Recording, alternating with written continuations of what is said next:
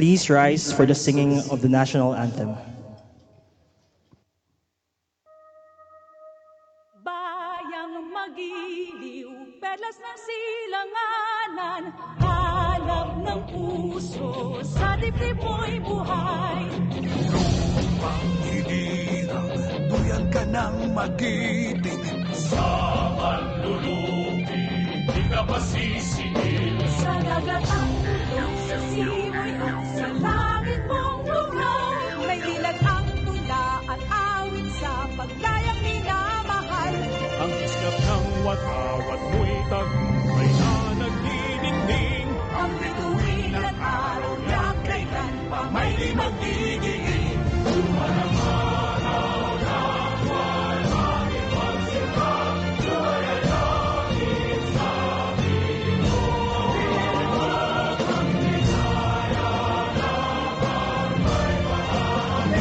Mamatay ng dahil sa'yo. Thank you. Please be seated.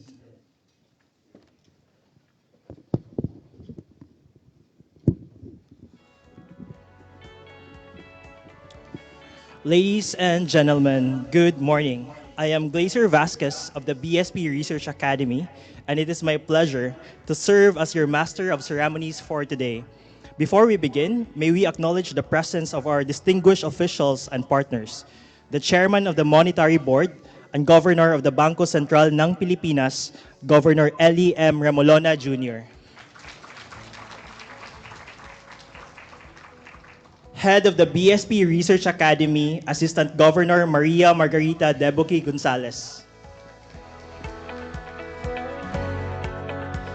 To our speakers, school officials, faculty members, student delegates, and everyone watching through Facebook Live, welcome to the Bangko Sentral ng Pilipinas. Now, curious lang ako, sino sa ating mga students dito ang first time sa Bangko Sentral? Please raise your hand. Wow, almost all of you. So we are happy to have you here, and sana this will be the first of many visits. Speaking of firsts, this is the first Bangko Sentral ng Pilipinas and Philippine Economic Society knowledge sharing event for the National Capital Region with the theme Labor Market and Inflation. For today's program, we have a very interesting lineup of speakers who will help us answer some equally interesting questions. Students, are we ready? Louder, are we ready? Great, let us begin. So to formally welcome us, it is my pleasure to introduce the head of the BSP Research Academy. Before joining the BSP, she served as Senior Research Fellow at the Philippine Institute for Development Studies and Associate Professor at the University of the Philippines School of Economics. Please welcome Assistant Governor Maria Margarita Deboque Gonzalez.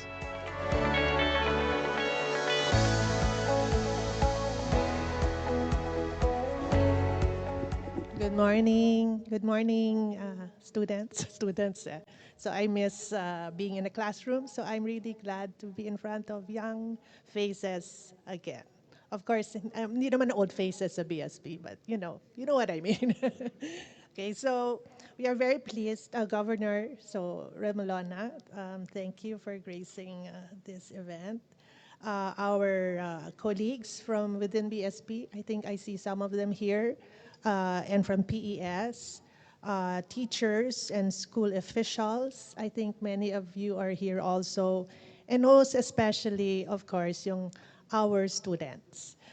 Good morning, and since first time nyo dito sa BSP, a hearty welcome to the Bangko Sentral ng Pilipinas. We are very pleased to host this event, the very first BSP-PES knowledge sharing event, and this is for the National Capital Region. Our theme is labor market and inflation, so it's a hot topic today, inflation and minimum wages and all that. So we attempt to bring us all together to look at these issues that directly affect our lives. The labor market if you've learned your economics. Nag-economics na ba kayo? You have your economics, right? Okay, so the labor market, as you know, shapes the opportunities you face after graduation. Anong jobs magkakaroon? What are the available jobs? Ano yung kailangan na skills? What skills will employers value, and how technology will change the way we work. And the newest technology na inaabangan ng lahat is, of course, what is it? Artificial intelligence, AI. So yan ang patok na buzzword ngayon. Inflation, on the other hand, affects what households can afford, how far your wages and savings can go, and the choices made by businesses and policymakers. So today we are fortunate to have an excellent group of speakers who will help us understand these issues from different perspectives. We begin, of course, first with Governor Dr. Governor Dr. Ali Ramalona, who will set the broader context for our discussions through his keynote message. Dr. Emmanuel Latliana from the UP Center for Integrative and Development Studies, who will examine how AI and automation may reshape jobs, wages, and the skills that young people will need. Then, of course, we have Dr. Richard Eden, the chair of the Department of Mathematics at Ateneo de Manila University, and of course the force behind the Philippine team of the International Math Olympiad. So he will offer us a message of encouragement and remind us of the value of mathematics, the value of rigorous thinking, of problem solving, and how you can use that outside of the realm of what we do every day in our math class, which is to solve problems. How it can actually help solve problems, not just in your textbook, but in the real world. And then, of course, we have Dr. Lawrence Dakoykoy from De La Salle University, and my fellow board member at the Philippine Economic Society. By the way, PES is Philippine Economic Society. So he will discuss naman the relationship between minimum wages and inflation. Ito yung sinasabi nating hot topic today. And he will explain the difficult balance among protecting workers, preserving jobs, and supporting businesses, and also managing prices. So it's a very difficult balance that, of course, the BSP has command over. Then we will have other speakers. We will also hear later from Mr. Diwa Ganagundo, who is a former deputy governor of the BSP, who will share lessons from his long career in central banking and public service, hoping that you will also consider this path in your lives. Okay, so we are indeed fortunate to have these brilliant minds gathered in one hall today. To all our speakers, thank you for generously sharing your time, knowledge, and experience. To our students, I encourage you to listen closely, ask questions, take part in the discussion, and find inspiration in the people you will hear from today. So I hope this program will deepen your understanding, but also widen your sense of what you might contribute to society as economists someday, as mathematicians someday, statisticians, data scientists, entrepreneurs, or simply as informed and engaged citizens. So once again, welcome to the Bangko Sentral ng Pilipinas. I wish everyone an engaging and productive day. Maraming salamat and good morning.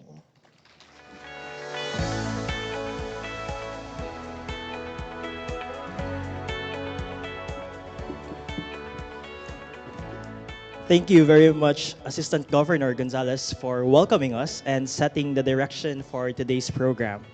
To place today's discussion within a broader policy context, it is my honor to introduce the Chairman of the Monetary Board and Governor of the Bangko Sentral ng Pilipinas, He brings extensive experience in monetary policy and international finance with 19 years at the Bank for International Settlements and 14 years at the Federal Reserve Bank of New York. Ladies and gentlemen, please welcome Governor Eli M. Remolona Jr.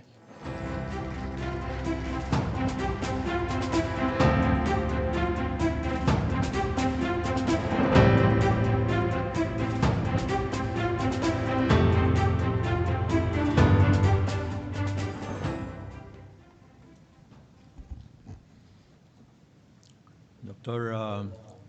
Ruel Briones, Fellows of the Philippine Economic Society, distinguished guests, students, and faculty members. Magandang umaga sa inyong lahat. I'm truly happy to be here for the very first knowledge-sharing event with the Philippine Economic Society. Today, I just want to give you a taste of what economics looks like in a place like the Bangko Sentral. For that taste, let me share with you just two concepts that we often deal with in the Bangko Sentral. The first is inflation. The second is the current account. Inflation is measured as the rate of change over a year in the prices of goods and services in a well-defined consumer basket. The mandate of the Bangko Sentral is to keep inflation low. Low inflation is very good for long-term growth. It sounds simple enough because we usually just hear one number. A number like 3% is a nice low number consistent with our mandate for inflation. A number like 10% is too high, it's pretty high, and it's not good for growth.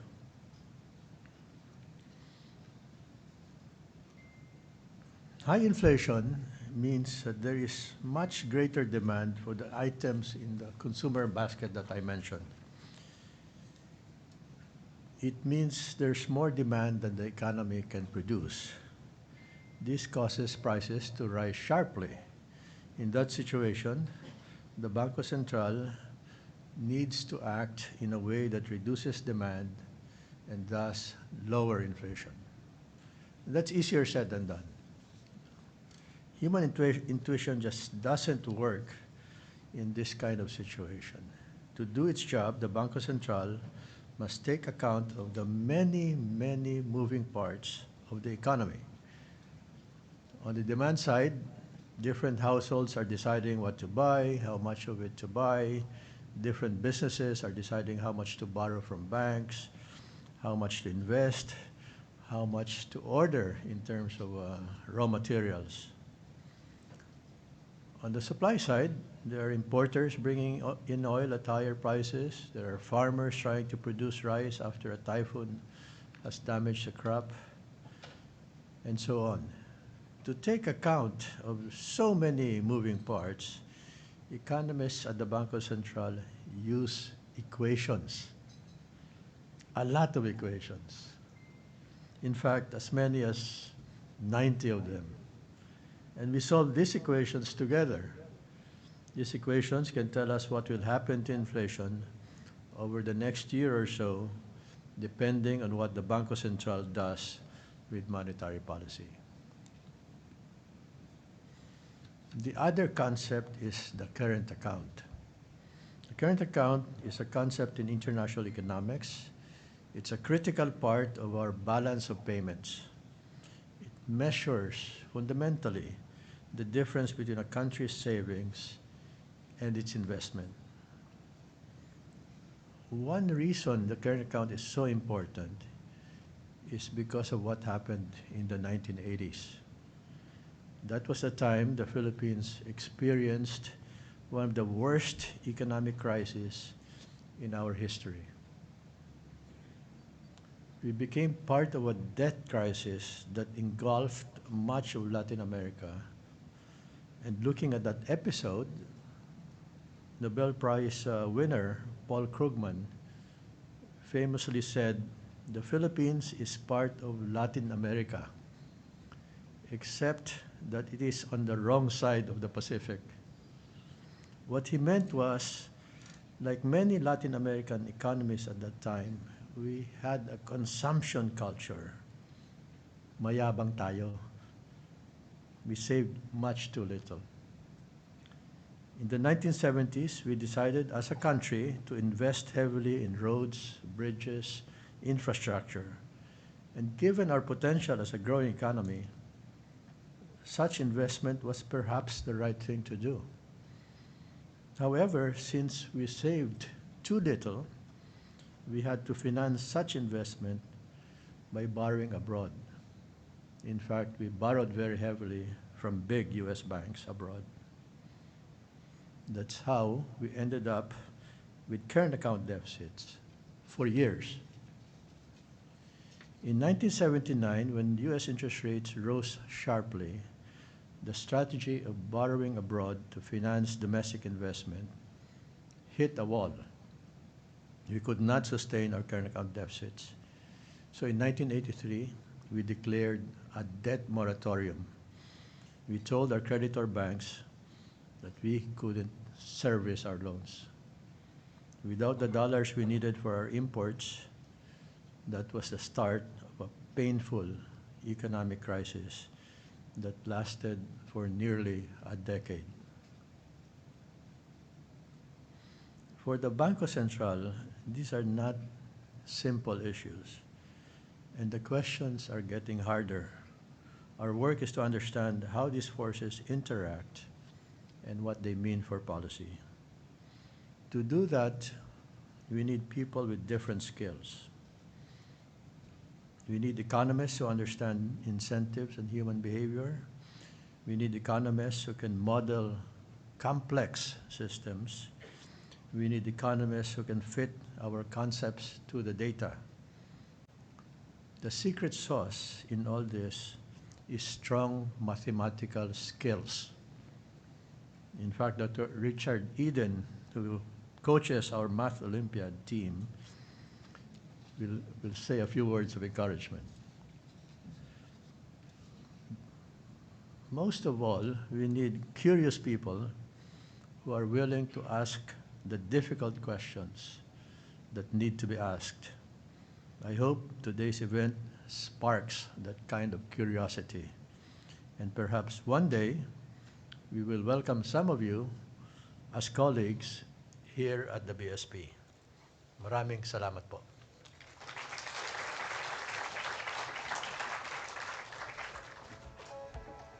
Thank you very much, Governor Remolona, for that meaningful keynote message and for providing the broader policy context for today's discussions.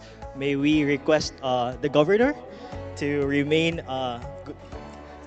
to the stage for the official photo opportunity, and may we also invite Assistant Governor Gonzalez and today's speakers to join the Governor at the front, please.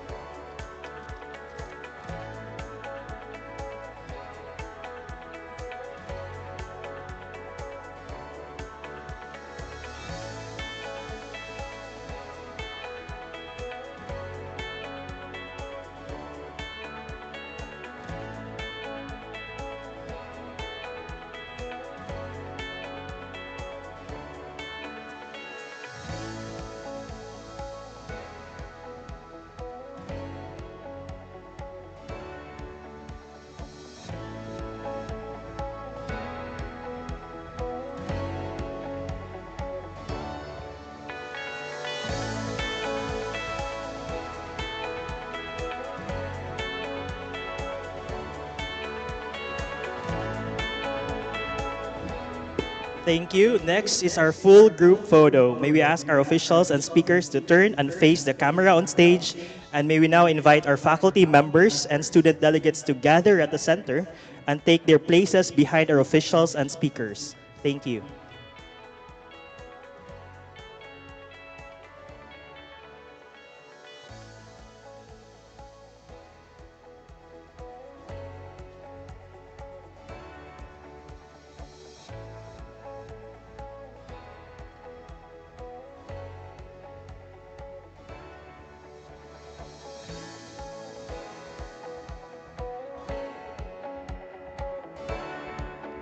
Everyone, gather na lang po tayo sa center. Please come closer po para kita po tayo lahat sa camera.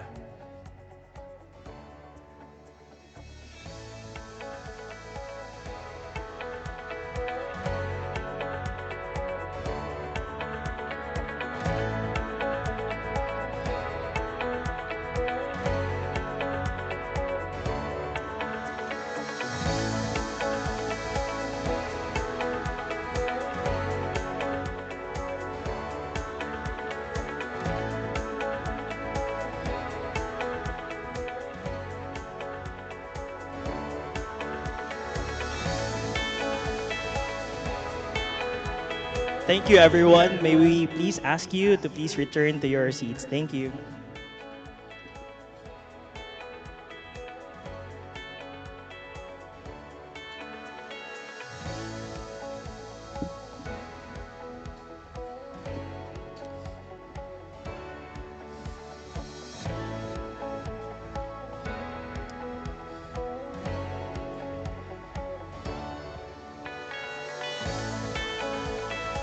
Thank you very much, everyone. Time check today. It's 9:32, and we will now take a short break, and we will begin our first learning session at 10 a.m. Thank you.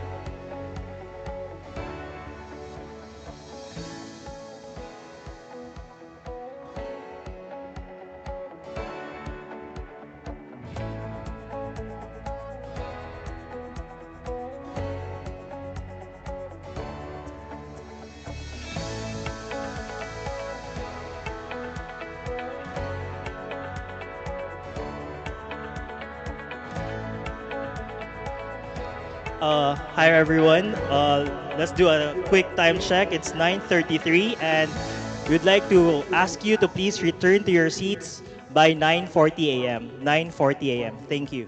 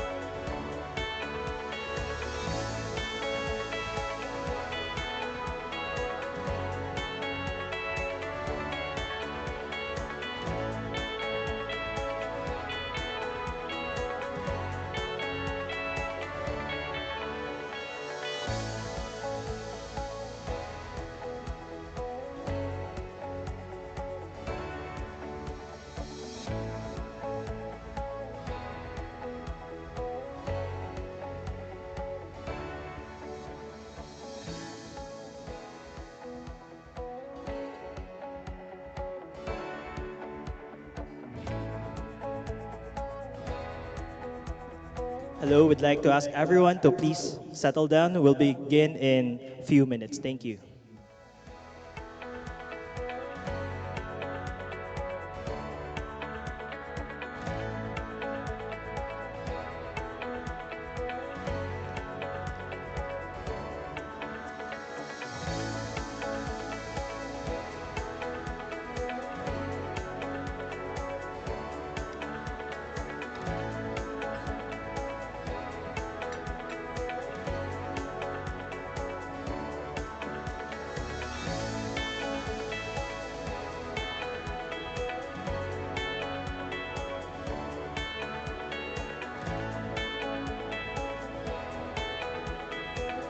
Hi everyone. We'd like to ask all of you to please settle down. Please return carefully to your seats and we will resume shortly.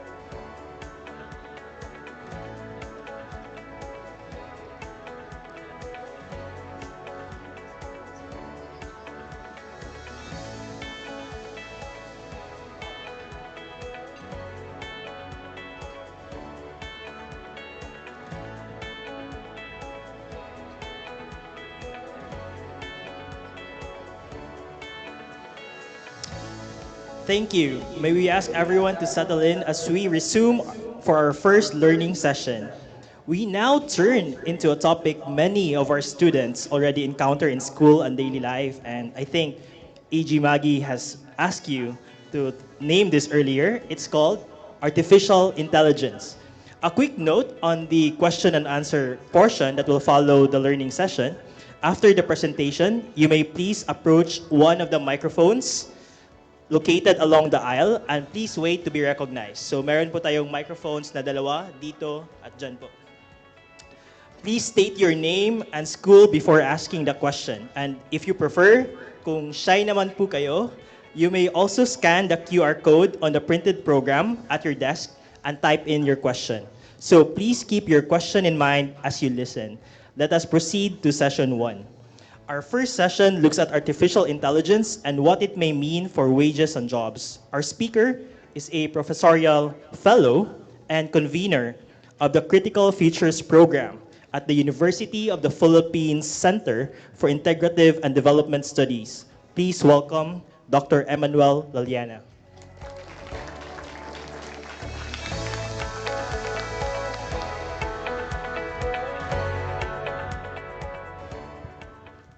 Good morning. Maybe I should start with the disclaimer as an apology for what's going to happen next. I'm not an economist. In fact, I am a political scientist by training, although I work in the area, the intersection between technology and policy. Again, the second apology is that I'm not an AI engineer or scientist, nor am I a computer scientist. But I am a social scientist trying to understand the social implication of artificial intelligence. And that is very important, I think, because right now, AI is not only the flavor of the month, di ba? A few months ago, it was digital transformation. Before that, data analytics. We have every season we change what will change the world, and now presumably artificial intelligence is going to change the world. And the problem is not that it will not change the world, but that sometimes it is wrapped up in hype, which means exaggerated claims about what AI can and cannot do. The idea that it's immediately transformative, which means the moment we start using it, the world would change radically. And then sometimes also defying the law of physics. It will do so many things that run counter to our understanding of the real world. So today what I want to do is look at a specific hype, and that is the relationship between AI and work. Now, why is this a hype? Is that, yes, AI will transform work, but no, it will not lead to a job Armageddon. The problem was early on, some of the major thinkers of AI were predicting the end of some jobs, right? So unang-una, sinabi nila radiologists. But no need to train radiologists anymore because AI will be able to read X-ray, and AI will do a better job at reading X-ray and finding, di ba, doing a good job at it. It's not happened. The other thing, the other job rather, that was going to be eliminated are teachers. So, syempre, bothered ako doon.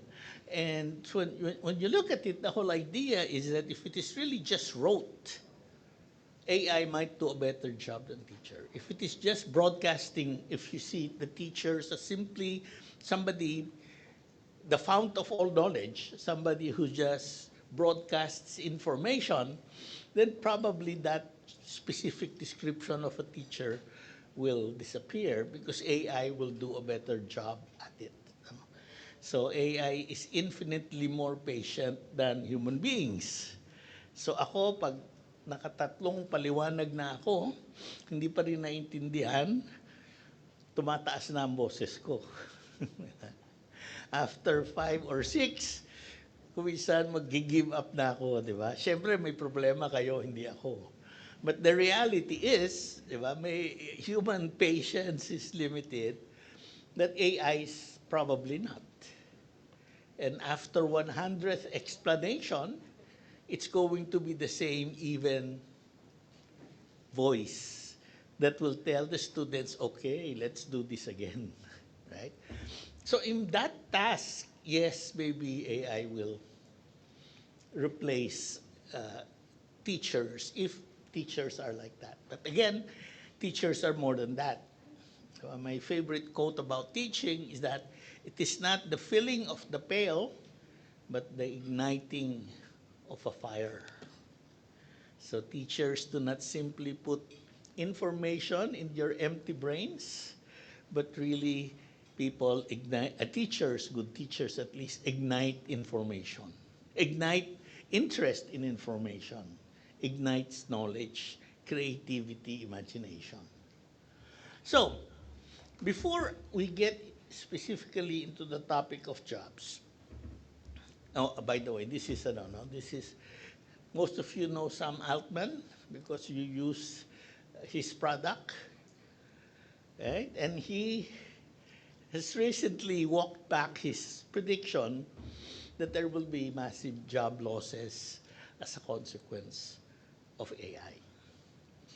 But before we get deeper into that, let's first understand what AI is, or at least come from the same spot. in terms of understanding AI. So this is a legal definition of AI. It comes from the EU AI Act, which is the first law on AI in the world. And it's fairly long, but I think interesting in its details. You can read it on your own, but I just want to stress a few words here. The first is to operate with varying levels of autonomy. Unlike other computer programs, you don't specifically program AI just to complete a specific task. Diba? Multi-purpose in some sense, yung AI. It could do so many tasks. And you don't have to repeat the programming every time you change the task. It exhibits adaptiveness after deployment, right? So ChatGPT gives you answers to any question. Now, varying degrees of accuracy, but still, no? Ang bilis sumagot at saka may sagot. And that for explicit or implicit objectives infers from the inputs it receives how to generate outputs such as prediction, content, recommendations, or decisions. Okay? Now, AI also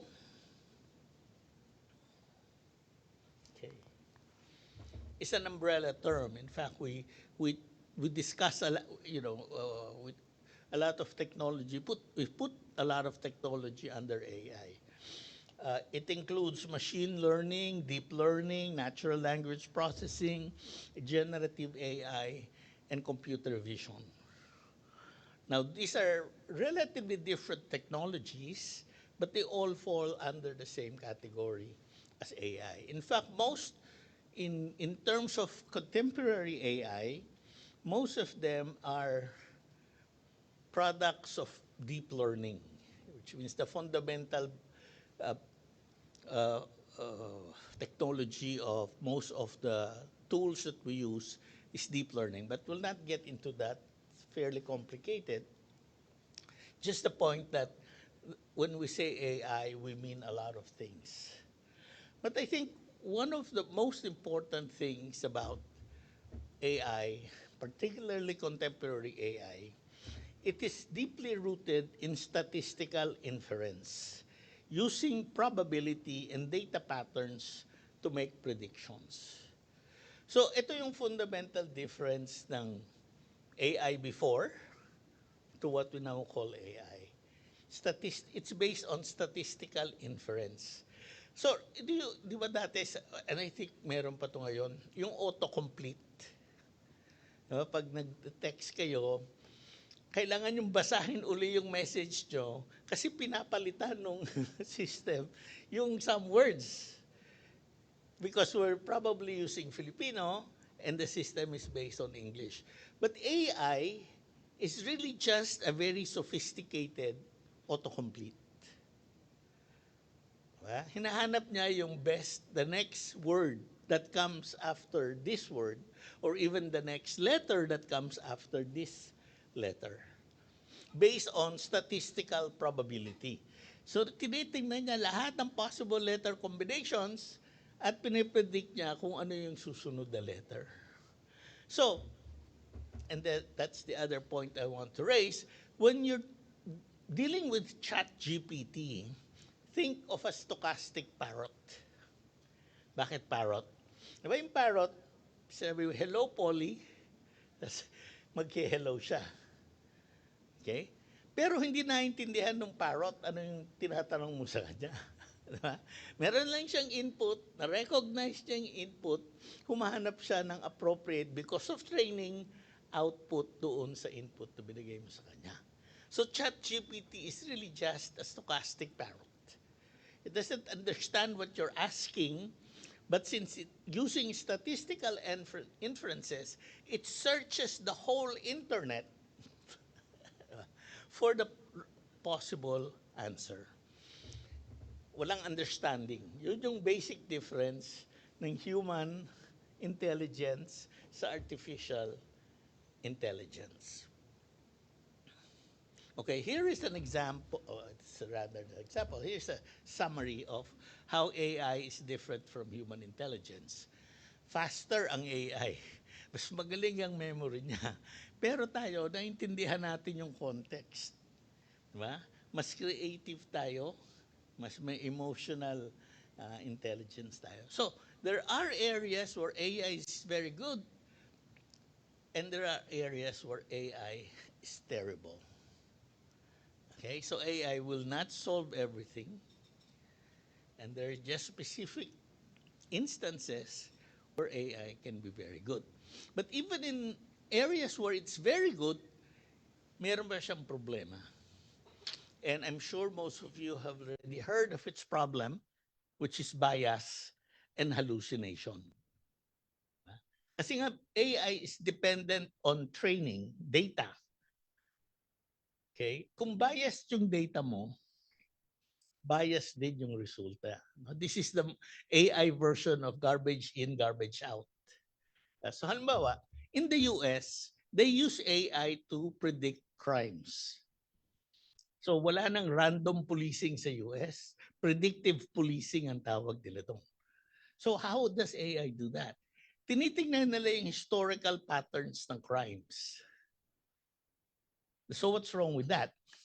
The problem is the historical pattern is based on biased policing. Di ba?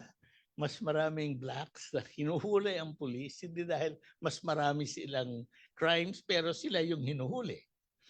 So yung bias na yon gets imported into the AI so that the policing app then becomes biased against blacks, people of color versus white people.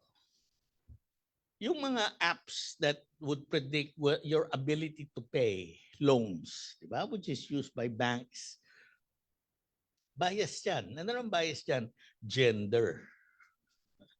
Which means, generally, people tend to think that women are bad debts. But the reality is different. In fact, if you look at the data, women pay better than men. Yung repayment rate. Pero, since yung coder biased, di ba? Since yung data biased, ang nangyayari, women are routinely turned down for work, for loans because of bias. The other one is hallucination. Dahil AI is programmed to come up with an answer, pag walang sagot, nag-iimbento siya ng sagot. Diba? Partida na yan. The whole internet ang sinesearch niya, pero napipilito pa siya mag-imbento. Bakit? Kasi uneven yung knowledge that is available on the net, on the web. Diba? Maraming reliable data about small things, pero maraming ding unreliable data about a lot of things. So if its basis of training is simply what is existing, then it has a lot of what? Blank spots.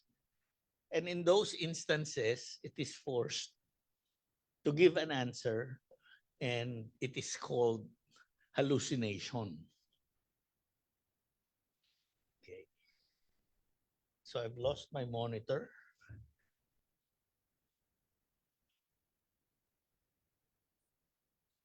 Ito muna, hindi ko na makita yung slides ko.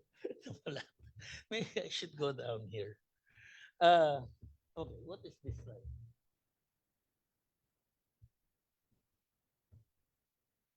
The social technical aspect of AI, right? So I think the important point I want to make here is that AI is not just technology. AI operates in a specific context. And the context matters. So unang-una, what this avoids is what we call technological determinism. Pag may bagong technology, siguradong magpapalit yung society. That's not correct.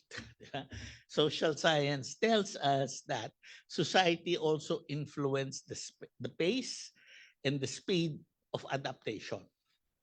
And that it also influences the kinds of adaptation. So what we're saying here is that it is not it is not inevitable that AI will eliminate jobs. Because AI can also augment workers.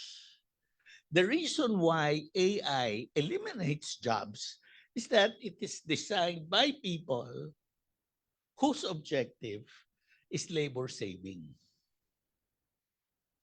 So kung ang concern mo, if you were Google, what you want to do is to automate everything.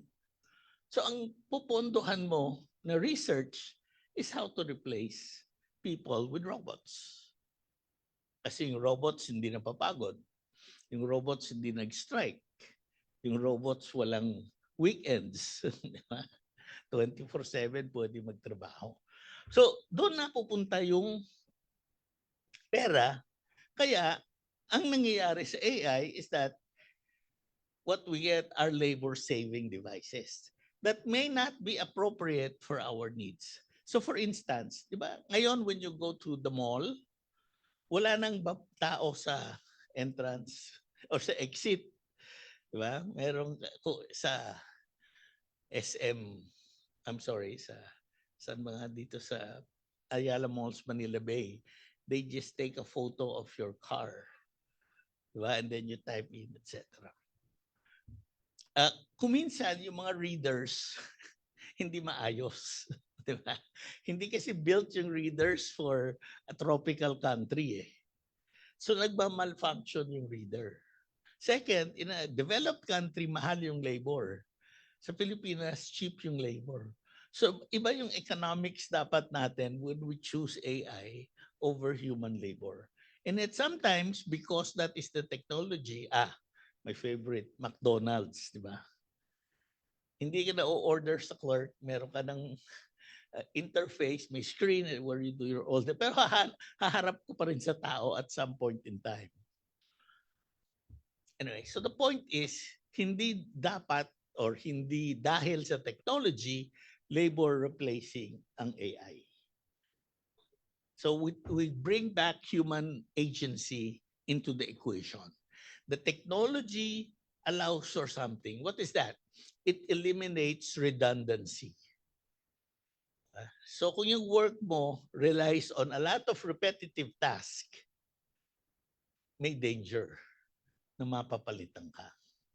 Pero hindi necessarily dahil yun lamang ang limits ng AI, kundi dahil some decisions were made at some point in time into the kind of AI that we're going to have.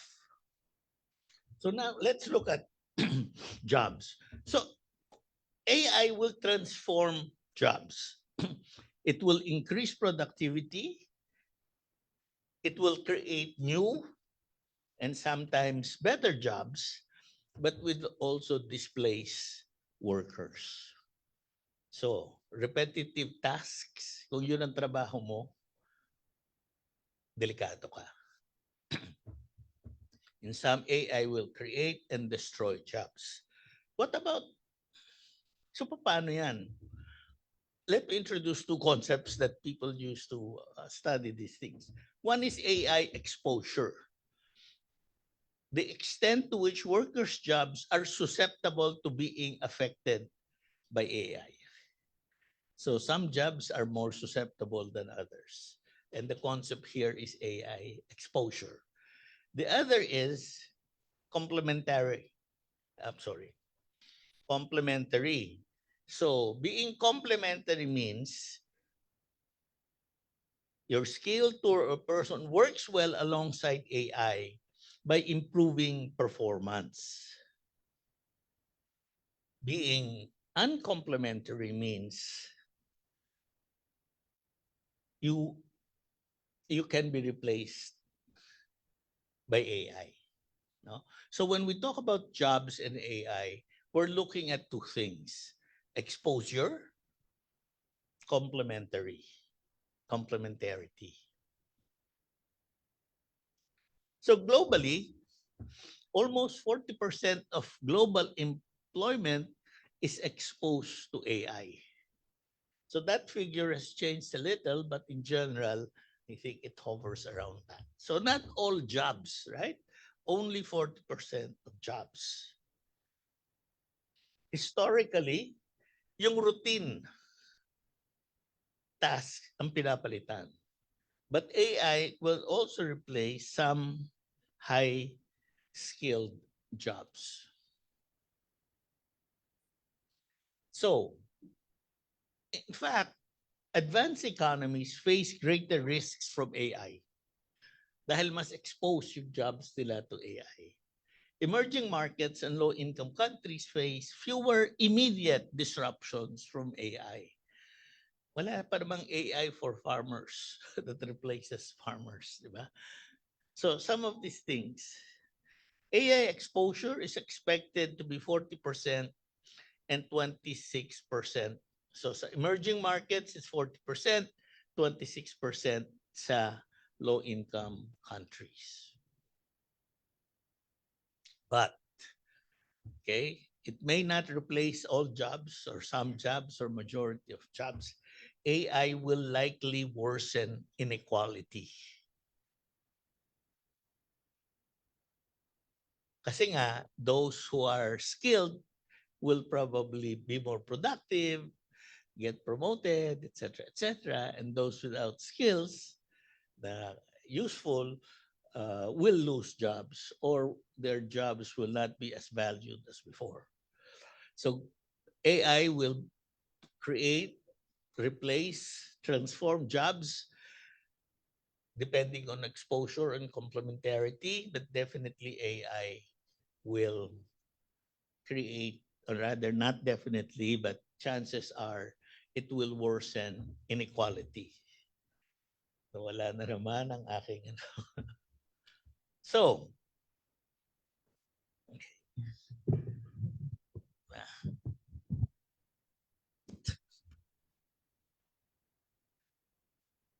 so the point here is that even while developed countries will suffer more, as it were, they're also better positioned to absorb the change. Diba? Unlike us, na we're not as well endowed, etc., mas mahirap sa atin to manage the transition. So, but that's the general trend. How about in the Philippines? All right, 33% of our jobs are highly exposed to AI. Global average is 40, sa atin 33 lamang. Fortunately, 61 of them are rated as highly complementary. Can coexist with AI, can in fact be augmented by AI. And only 14% of the total workforce holds jobs with low complementarity. Okay. So here is the ano, no? Ito yung chart that looks at the jobs. So here we have service and sales, skilled, machine operators, crafts, professionals, managers. And you can see, for instance, for elementary occupations, low exposure, right? For services and sales, you have high complementarity. Ang high exposure pero low complementarity, clerical support. So yun ang unang mawawala. Everything else being equal, sabi nga ng mga economists. So let's dig deeper.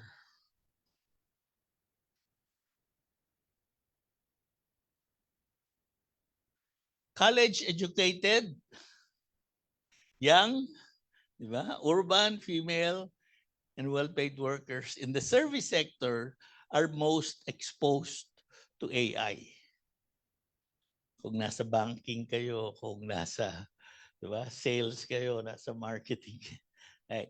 These groups, however, also tend to occupy roles with high complementarity, indicating that they may be better positioned to leverage AI advancement as the nature of work evolves.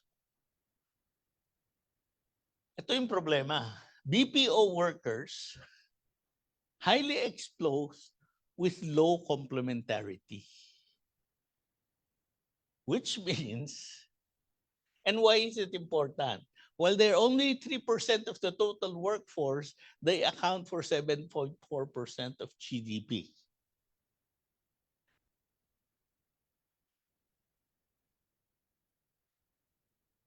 According to one estimate, AI can cause the loss of 300,000 BPO jobs in the next 5 years, but it also could create about 100,000 jobs. So may net loss of 200. So imbes na tao ang sasagot sa help desk, di ba? That's what precisely BPOs is really just answering questions. AI na ang sasagot in the future. So ano yon? Ang tawag doon, agentic AI. So agentic AI describes systems that are designed to autonomously make decisions and act with the ability to pursue complex goals with limited supervision. So right now we have chatbots, di ba? So when you call your bank, you don't talk to a person. You talk to a chatbot essentially. But the problem with chatbots is very limited yung knowledge and capabilities ng chatbot. Kung ano lamang yung tinrain sa kanya na sagot. So parang ano lang yan, frequently asked question lang yung chatbot. Yung specific issue mo, hindi niya alam kasi hindi kasama sa training niya. So agentic AI presumably is a turbocharged chatbot that understands your unique situation and that responds to your unique problems. So, yun yung trabaho ng di ba? Ng BPO worker. May nagtatanong, may problema. A lot of the problems can be solved with chatbots, but not all of the problems. So if agentic AI comes to pass, then talagang mawawala ng trabaho yung call center agent. Kasi mapapalitan siya ng AI. Okay, so essentially, it just describes what the technology behind this. No? Anyway. Fortunately, if you are a call center agent or if you're planning to be in the call center industry, agentic AI, again, is hyped. It does not perform as it is supposed to, or at least not yet. Okay, so this is a 2025 study that says they're impressive at narrowly defined tasks, but they lack the self-awareness to know when they have gone wrong and change course in the light of evidence. And they lack the ability to experiment in the optimal way to remedy their ignorance. They make too many mistakes in some repetitive tasks, which slow down progress. Humans also make the same mistakes, but we excel at recovering from them. In contrast, AI agents get stuck because they cannot experiment and learn from their errors. So, what am I saying? In short, what I'm saying is there will be changes in the job markets. Some jobs will become redundant. Some will be transformed. Almost all of them will be transformed. Some of them will disappear. But it's not going to happen tomorrow. In some sense, we have some room to maneuver, right? And we anticipate already what these jobs are. So I think for us as a country, we have to focus on the business processing outsourcing. Dahil yan ang pinaka-highly exposed pero mababa yung complementary. And that if AI agents improve, talagang in danger yan. Not to mention the political, diba, environment pa. Galit na galit si Trump sa BPOs dahil nawawalan daw ng trabaho mga Americans. So if AI agents, if they pour more money on developing AI agents and they actually solve some critical problems, then we have a real world problem. As I said, fortunately, it's not happening tomorrow. So we have time to maneuver. We have time to adjust. And just to sort of end the story in a relatively positive way, what do we need to do? First, we have to promote AI literacy. There's no more excuse for the country not to be AI literate. Diba? We are, diba, reading, writing, arithmetic, yung basic literacy. Kasama na dapat ang AI literacy because it will be part of our everyday life. So AI literacy also allows us to be more than just consumers of AI. We can also innovate with AI if we are AI literate. The second is we really have to upskill and reskill our workforce, which means papalitan yung curriculum na ng maraming courses. Di ba? Pero hindi mawawala yung basic skills, critical skills, analytical skills. Kailangan pa rin yan with or without AI. In fact, it will be more important down the road because what we have to do now in the future is to evaluate AI's responses. Tama ba yung sinasabi niya o nag-hallucinate siya? And finally, fortunately also, we can use AI to make an AI literate nation and to make upskilling faster and probably, hopefully, more effective. So let me end there, but with a warning. We have an opportunity, but nothing is worse than a missed opportunity. Thank you very much.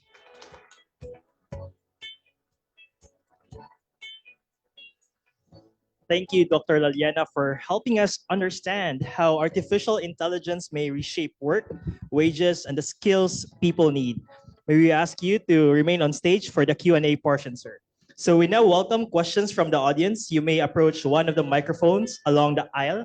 And please wait to be recognized. And before asking your question, please state your name and school. You may also scan the QR code on the printed program at your desk and type in your question. We'll be happy to read it for you.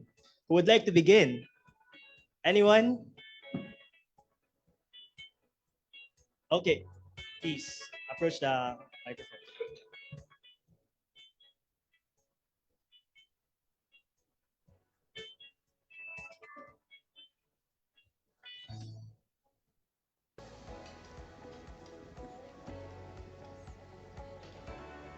Hello. Okay. So thank you po, Dr. Liliana, for your earlier lecture and information. And I'd like to ask lang po, if does the Philippines have plans to adapt into an automated or digitalized society, considering that the Philippines is a member of PAC-SILICA, a global artificial intelligence initiative? How can the Philippines guarantee its economic safety given that sa bansa pa lang natin ay meron po tayong digital divide as well as problems involving parang yung sa education sector po natin. Ayun po. Parang ano yan, isang graduate class na yan. Well, the short answer is, they say we have a plan. Diba? Why do I say they say? Well, merong mga published plans ang government about AI. And in fact, PAC-SILICA is part of the plan, di ba? The reason why we joined PAC-SILICA was precisely because we want, presumably, to move to higher manufacturing, di ba? From what we're doing now. So that seems to be part of the plan. But I think historically, hindi magaling ang government sa planning. Or rather, magaling ang government sa planning, hindi sa implementation. So some things happen, but not what we intended to be. Now, if I were to criticize our strategy, I think we're not paying, well, I think we are paying a lot of attention to upskilling right now. But I think AI literacy is something that we have to do already. And we're not paying attention to that. It's not that there are no AI literacy initiatives happening. It's just that there's no standard, which means everybody is teaching what they think AI literacy is. So why is AI literacy important? Let's go back to SMS. Diba? That is one of the greatest innovations of Filipinos, is SMS. SMS is a technology built into the cellular phone system, second generation, to test the system. Kaya nga, ilang mga characters lang originally ang SMS. Kasi for testing lang yun kung umaandar yung system from one tower to another. We discovered SMS and said, huy, we can use this to communicate. Di ba? So we innovated and we became the SMS capital of the world. So yung nag-invento ng GSM, hindi niya inisip SMS as a dominant form of communication. In the Philippines, the reason why people buy cellular phone is not to make phone calls, but to send SMS. So innovation at the grassroots yun. But you have to be literate first in SMS to be able to do that. And that's what I say, kailangan natin ng AI literacy so that we can innovate at the grassroots level by solving some of the problems that we confront with the new tools that we have. If we don't do that, then again, innovation becomes something that happens somewhere else and not in the Philippines. The second is that AI, as I said, is a lot of technologies. Right now, we're focusing on the machine learning, deep learning, etc., etc. There's such a thing as natural language processing, which means teaching the computers to understand and respond in the native language of the speakers. Why aren't we exploiting that? Di ba? We have at least eight major languages and hundreds. Di ba? But we're not using technology to allow us to communicate better. We're not using technology to allow government to reach out to citizens more. And we can do that if we put money in NLP. And I've yet to see a government strategy that puts front into center natural language processing. So yun yung dalawang sagot ko. Okay, we need to focus on AI literacy, and we need, within the spectrum of AI, also put some money on natural language processing. Thank you, Dr. Liliana. Do you have more questions, sir? Last na po, follow-up lang po. So, if I'm interpreting what you're saying is correct, is that ang dapat po na course ng Philippines is we need to integrate and adapt into AI in the future. Tama po ba? Yeah. Okay po. So, follow-up question lang po. Last na po ito. Won't AI automation and economic digitalization greatly affect the Philippine economy and tie us more to the American globalist economy? Considering... Yun ang sinasabi ko kanina, bakit walang technological determinism. Yes, Hindi po. AI ang sisisihin mo dyan. Ang sisisihin mo dyan, yung policy. Which means it doesn't mean that if we use AI, we'll be tightly integrated in the global economy. Diba? So, meron ngang concepts called sovereign AI. Diba? So, ang gusto naman nila, autonomous. Pero, again, the first response is, it is not inevitable. We can have AI that will not tie us deeper into the global economy. Second is, well, maybe we don't have a choice also. That we cannot undo globalization.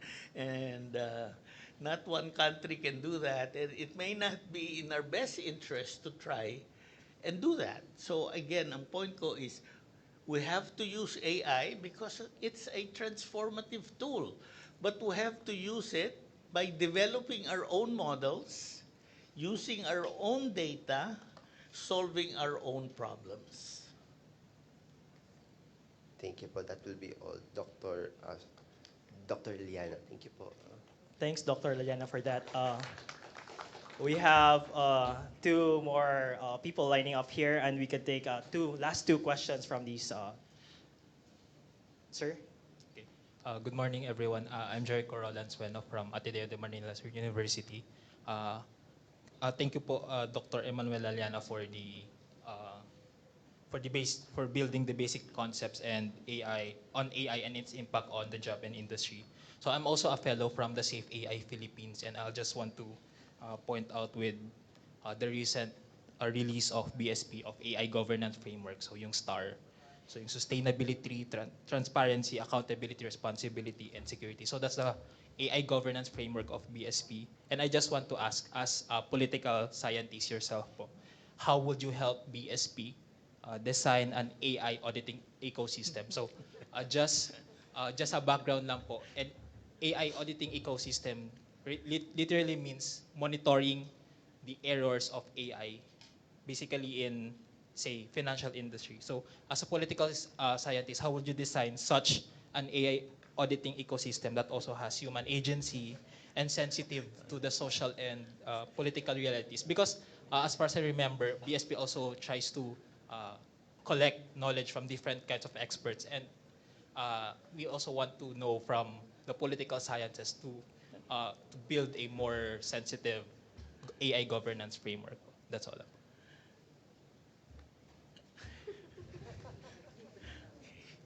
Parang gusto ko sabihin, first you have to hire me. But seriously, I think you're right in that different sectors will have to have their governance frameworks. Diba? So right now, I'm helping UP Manila, the health sciences campus of UP, to do its own AI governance framework. Kasi while UP has an overall governance framework, iba yung requirements at needs ng health sciences, health professionals. So dapat unique sa condition nila yung AI. So ganun din yun sa, I think, BSP, given its mandate, definitely it has to follow all these general principles, etc., etc. But then it has to focus specifically on some of the real problems that BSP faces, and then look at governance mechanisms that might mitigate the problems. I don't know enough of the financial sector or BSP to give you a more detailed answer, but I think you're in the right direction in the sense that you do have to have a specialized governance framework for the BSP. Yeah, And you should have a political scientist help you do that. so thank you po. Kasi yung sa framework din po, nakalagay din po na principle-based din po siya, and dapat agnostic siya doon sa magiging industry, particularly financial. So Yeah. No, but that's right now it's easier to do these things because ang dami na ng literature sa AI governance. So it's a lot easier to do it now than it was even 2-3 years ago.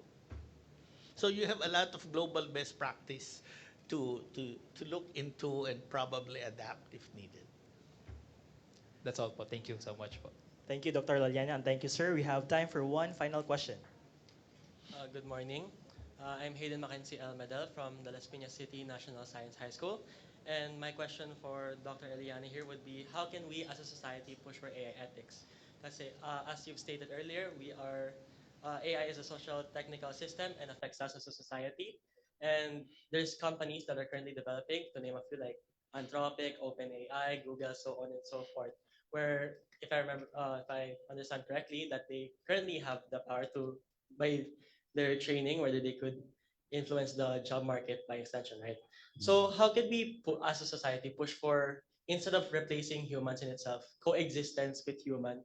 And by extension, do you think that it's possible to apply Isaac Asimov's first law when it comes to machines, where it states that machines should not harm humans? Of course. I not read Asimov, but I think that's uh, basic, diba? Do no harm. And I think that's one. Okay. Well, as I said, no, I think job number one is to do AI literacy. But AI literacy defined is not just knowing how to use the tool. It's also knowing how the tool operates and also when to use the tool. Hindi porket meron, kailangan gamitin. Di ba? Dapat may agency tayo also to decide when or when not to use it. And that for us to be able to use it, we have to understand how it works. So yun ang una. Fortunately, the DICT has already published a standard for AI literacy, which means ito yung mga skills na dapat meron tayo for us to be considered AI literate. So in my ideal scenario, schools will pick this all up and say, dapat lahat ng estudyante ko by the time they graduate will be AI literate already. Diba? Kasi ngayon, lalo na kung nasa higher education institution ka, kung hindi ka marunong mag-AI, talo ka na. Dati kasi advantage yun eh. Ngayon hindi siya advantage, di ba? You are disadvantaged if you don't have AI skills. So dapat, it's incumbent sa schools to review, to one, have their students be AI literate using the DICT standard. Two, to review the curriculum and see ano ba yung relevant pa ba yung skills na tinuturo nila in an AI-enhanced or augmented world. Third is also, let me just cite a specific example. Marami ng technology na tinatawag nilang AI for health. Pero, hindi pa ginagamit sa Pilipinas. So, ang problema natin, di ba? Poor healthcare system, konti ang doktor, etc. etc. Ang solusyon natin, produce more doctors, which is fine. But the problem with that is, mag-abroad lang yung mga yun.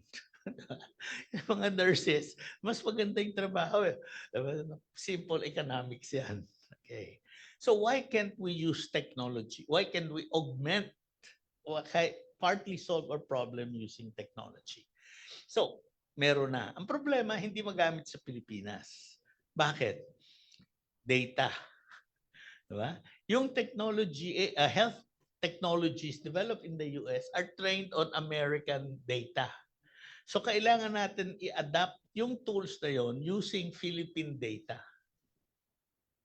Okay. Second, regulations.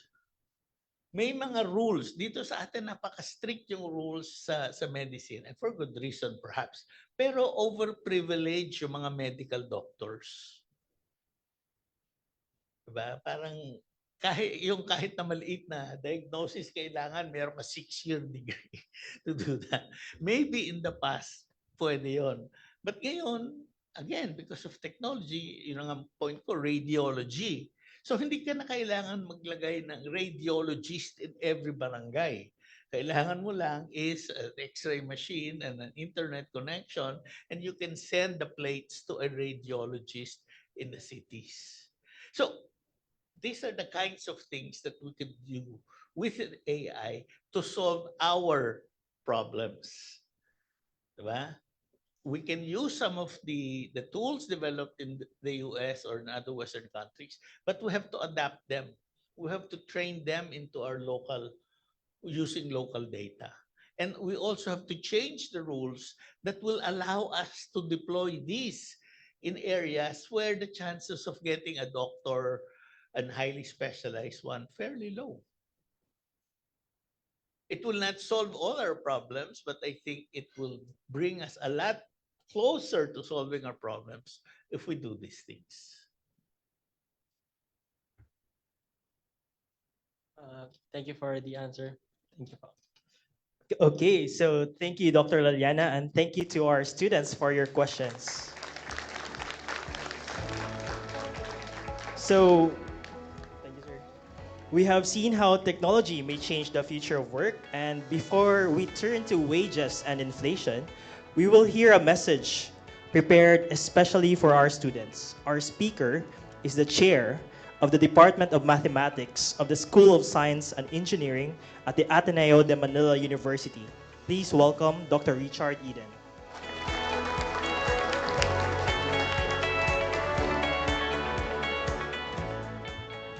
Hello, good morning. I remember him asking earlier if this is your first time to the BSP, and then I wanted to say no, kasi nung field trip namin ng elementary, nagpunta kami dito. And then I also realized he was asking the students. So hindi rin pala ako audience ng question na yun.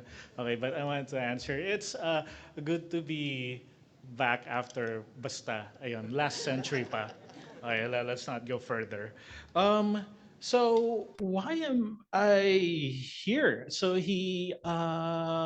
the MC talked about words of encouragement, something that Dr. Maria Margarita Gonzalez also mentioned, and also Governor Eli Remolona. So encouragement for what specifically? All right, and how does this tie up with the current event that we have right now, this knowledge sharing event with BSP and the Philippine Economic Society? He did mention that I'm the leader of the Philippine team to the International Mathematical Olympiad. So anyway, I'll try to tie it up. However, tangentially, I may find it at first. All right, but I guess I'd like to hone in on the thesis statement that we have so many talented students in the Philippines. Our students, our human capital is, I suppose, our most important resource. Although we have maybe a dearth as far as other resources are concerned, our human capital is really something that we can be proud of. And from where I'm coming from, I'd like to focus on our students, our youth specifically, where they may have their own skill sets in different areas. But let me talk about mathematics. And also not just within the kind of confines of mathematics itself, but also in other fields where mathematics can be used, because we don't have to restrain all these technical fields in their traditional roles, but they can transcend and be used for other things. So first, for the aspirational part, let me start with a story, which is the International Mathematical Olympiad. But first, let me ask, because there are students here, I think you guys make up the majority. Have you guys joined math competitions? Can you raise your hands if you have? All right, so there are some. Okay, and even if you're not students, maybe kahit ng mga teachers nila, okay, para included din na sumali ng mga math contests nung kabataan nila.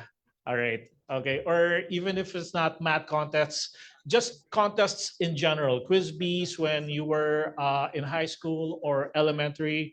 Because the thing is, for many students, what they learn, what they encounter in the classroom is not enough. That there are some of us for whom we are hungry to learn more, to know more. In fact, one of the very important traits that Governor Remolona mentioned earlier in his welcoming remarks is the trait of curiosity. How what we learn in the classroom is fine, but curiosity drives us to innovate and to do more. Curiosity is very important. So back to the International Math Olympiad, because that's just the backdrop of what I'll be looking at. So IMO, International Math Olympiad, first version was in 1959 in Romania. So ito storytelling time lang. All right. Participants were 7 countries from, that part of the world. And then some of them still exist in their current form, although some do not exist as they are listed here. Maybe for the mga tatays dito and the nanays, maybe they lived through the time of East Germany and USSR and Czechoslovakia. All right, but for the younger crowd, Poland, Hungary, Bulgaria, did they still exist? But in the latest International Mathematical Olympiad, participation has expanded to 117 countries, and I kid you not, it's 666 contestants. Yun talaga na nasa official report. Oh, Dr. Laliana was talking about the limitations of AI. In fact, while I was making this map, because I had to update it for this talk, because this is the extent of the countries which participated in the 67, got it? Okay, 67th International Mathematical Olympiad. I asked AI, create a world map, a political world map based on the participating countries. And so it created something that looked like accurate enough. And then I noticed, why is North Korea not there? So I sent a response to AI, why is North Korea not there? Okay, tapos so kinorek, tapos nawala naman ng Mongolia. And then I said, okay, let me give you this list. So I copied the list of the 117 countries and territories. And still, may nakita pa rin akong mali. So with AI. So in the end, I just asked my daughter, Anak, can you please just make this map? All right. So yes, thanks to my daughter. Okay. Daughter 1 AI 0. All right. So, um, the International Math Olympiad is what many consider to be the Olympics of mathematics. There is no Nobel Prize in mathematics.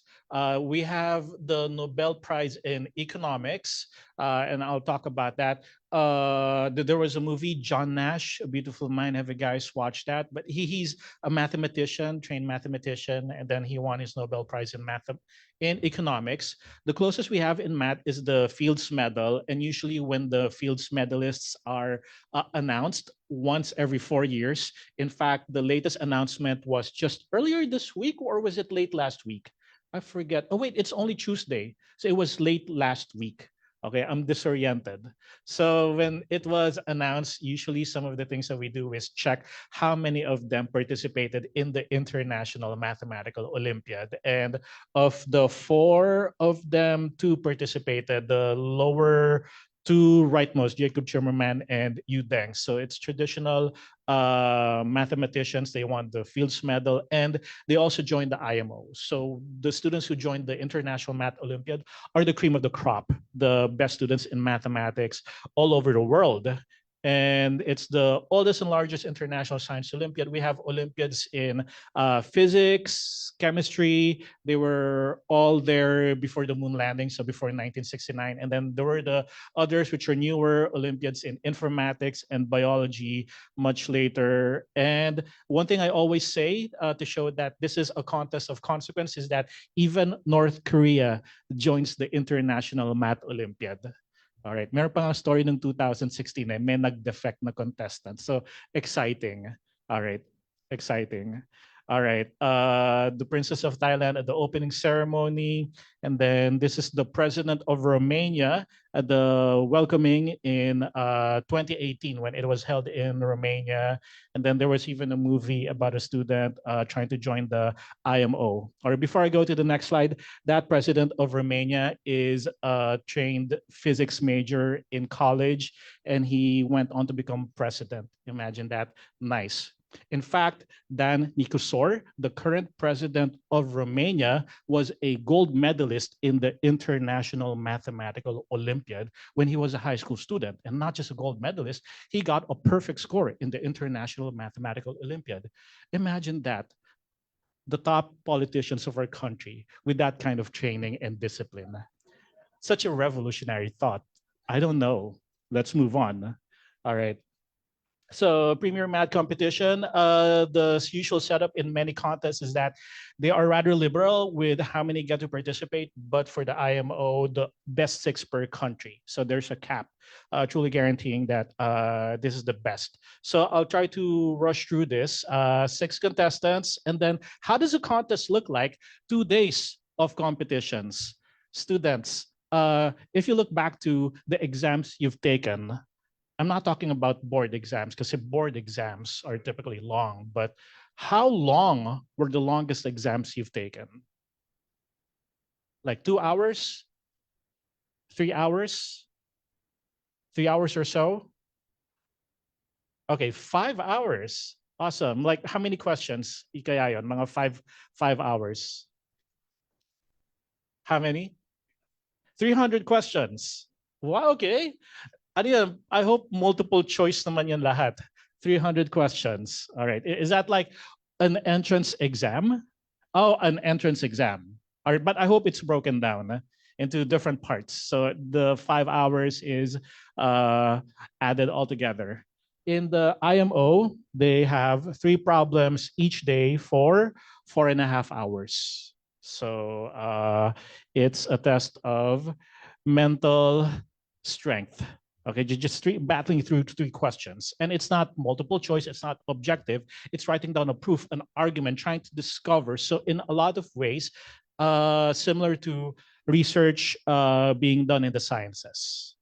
All right, this is how it looks like. The arrow points to a Filipino contestant, which I got from one of the official pictures. Oh, I experienced what Dr. Laliana was referring to earlier. It died. Okay, the screen died. All right, but anyway, I can see from here. Okay. And then the scoring is done by coordination between a panel because this is not objective where in 30 seconds give your answer. So you write something down and then a proof is given and then it's evaluated.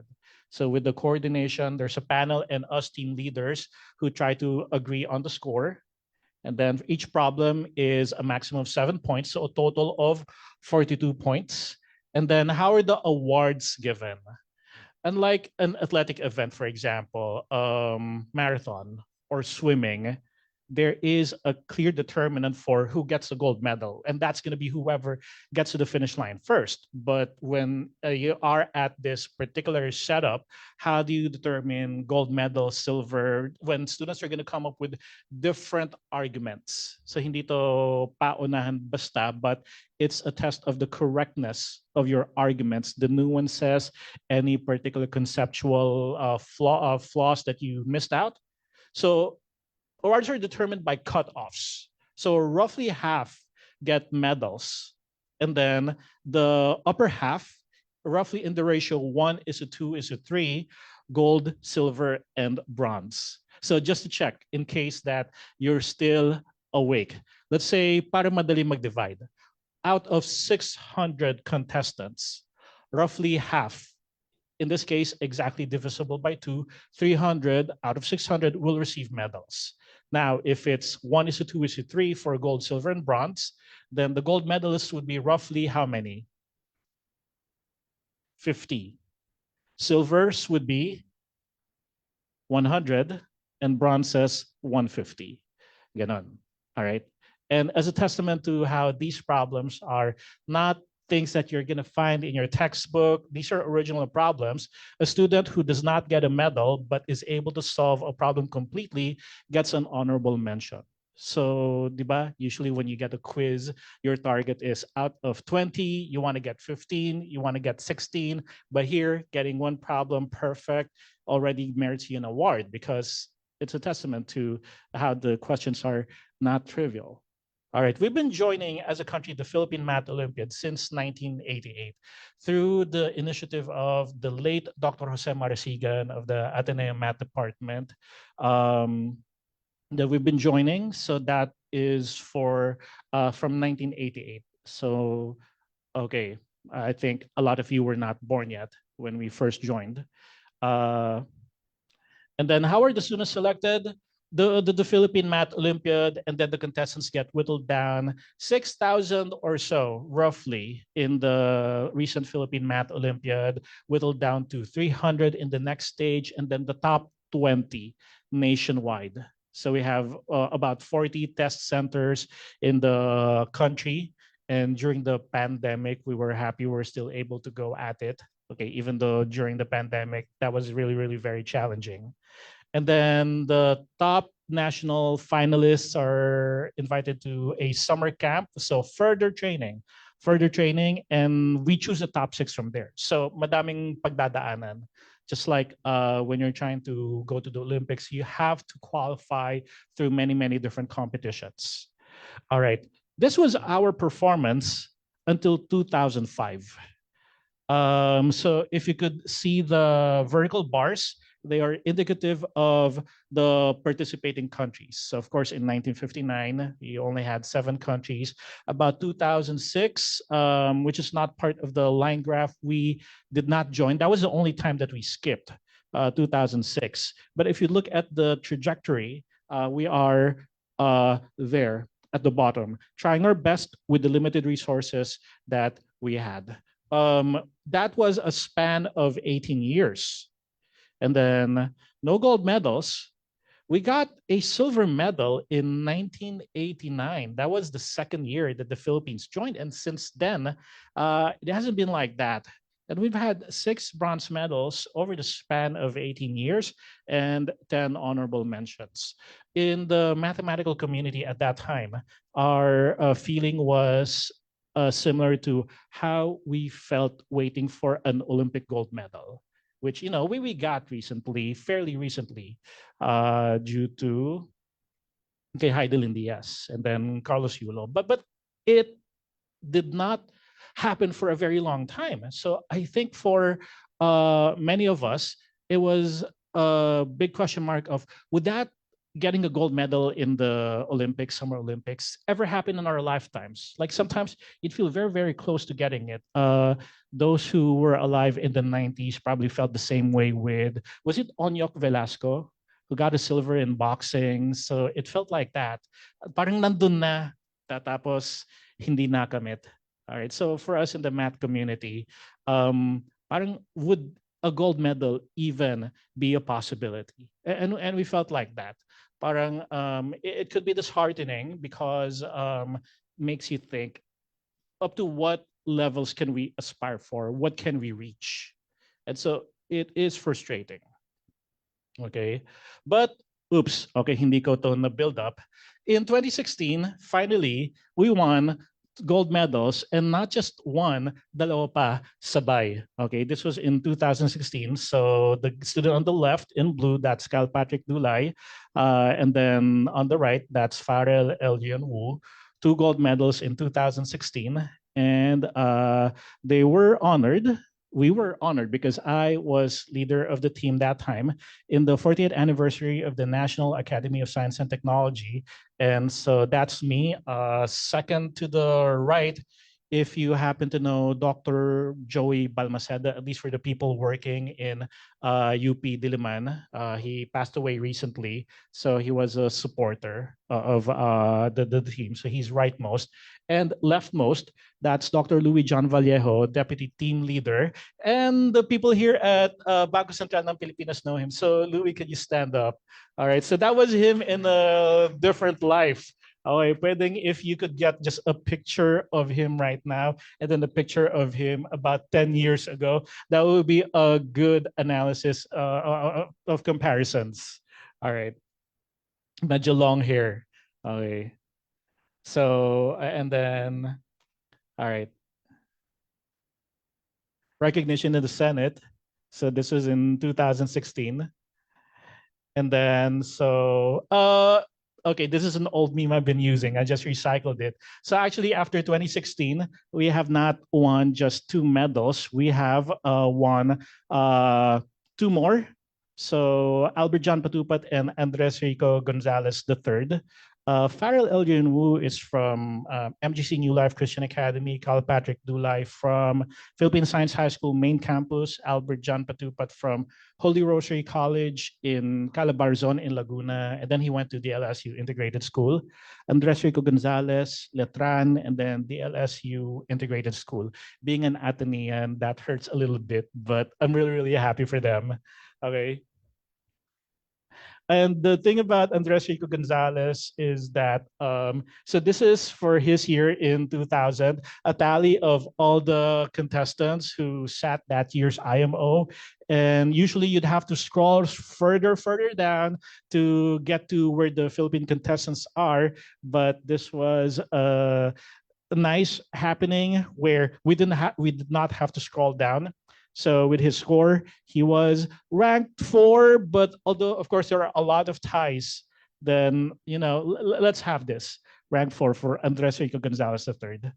Okay, with a gold medal. And this is how it has been 2007 onwards. So for an almost comparable stretch of time, 20 years, 4 gold medals, and then 21 silvers, 40 bronzes, and then 24 honorable mentions. What was the difference? The level of support.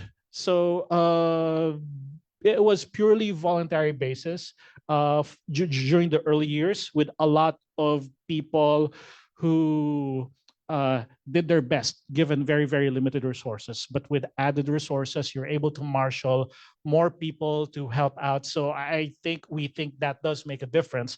Also, another difference is the democratization of information. I, as a student, participated in my humble way. I was a contestant in the 1995 and 1996 IMOs.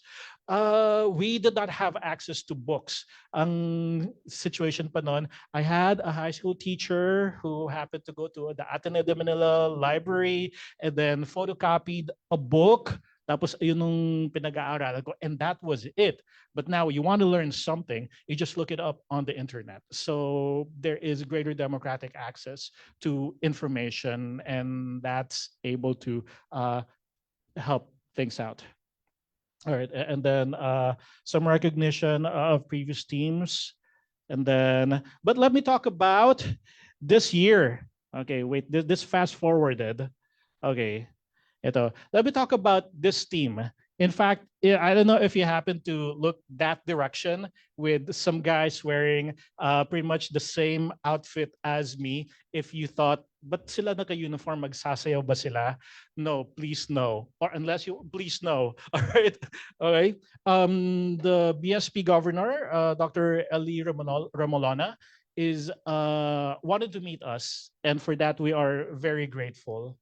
All right, because he believes that mathematics has a lot to contribute to economics and finance, and maybe one day to the Bangko Sentral ng Pilipinas, where we look at value interdisciplinarity and how we can learn from the other fields beyond the traditional fields that we are confined to. So Jerome, so when I call your name, please stand up. Jerome Austin Teff from Jubilee Christian Academy. So he won a silver medal in the IMO. This is his fourth and last IMO. He's going to college, MIT, in a few weeks. And then, so that's Jerome. Okay, next is Nathan Gabriel Neria from Ateneo de Manila Senior High School with a bronze medal. This is his second and last IMO because he's going to college, Ateneo Management Engineering. And then they are the two members of the six who have been to the IMO before. The other four that I'm going to introduce, they are first timers and they're not graduating yet. So if they want, they could still join the International Math Olympiad or the Philippine Math Olympiad. And for those who are high school students, however far you go, just challenge yourselves. Not everyone's going to make it to the national stage. Not everyone's going to make it to the International Math Olympiad, but just always keep on striving for more. Do better each and every time. Alessandro Albano with a bronze medal from the Philippine Science High School main campus. Okay, next with an honorable mention, Zion Sky Earl Carmelo Uy from also Philippine Science High School main campus. All right, now we're proud of all our contestants. Next up, Mateo Inigo Esposio, Philippine Science High School main campus. So there was a cutoff for bronze. I think it was 16. His score was getting there. And also Sean Lawrence Poliu from St. Stephen's High School. Okay. He can also try again for the Philippine Math Olympiad and the IMO next year. And at your service, me as team leader. And with me is Mr. Kerish Villegas, deputy team leader. Okay. All right, thank you. Beside Dr. Louis Vallejo, team leader for a couple of years in the International Math Olympiad in a different life. All right, so aspirational because we are very proud of what our athletes and other Filipinos have been doing in the art scene, in singing, in boxing, in tennis, and in gymnastics, right? I was looking at the national anthem earlier and I was happy to see that it's been updated. Nakita ko si Alex Ayala. Although, she's been doing well for the past couple of years. Maybe it was updated just recently. All right.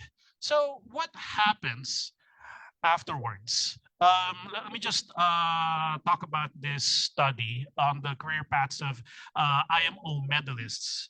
And this article by Tolga Uret raises a lot of interesting questions because a lot of IMO medalists leave their home countries to go abroad.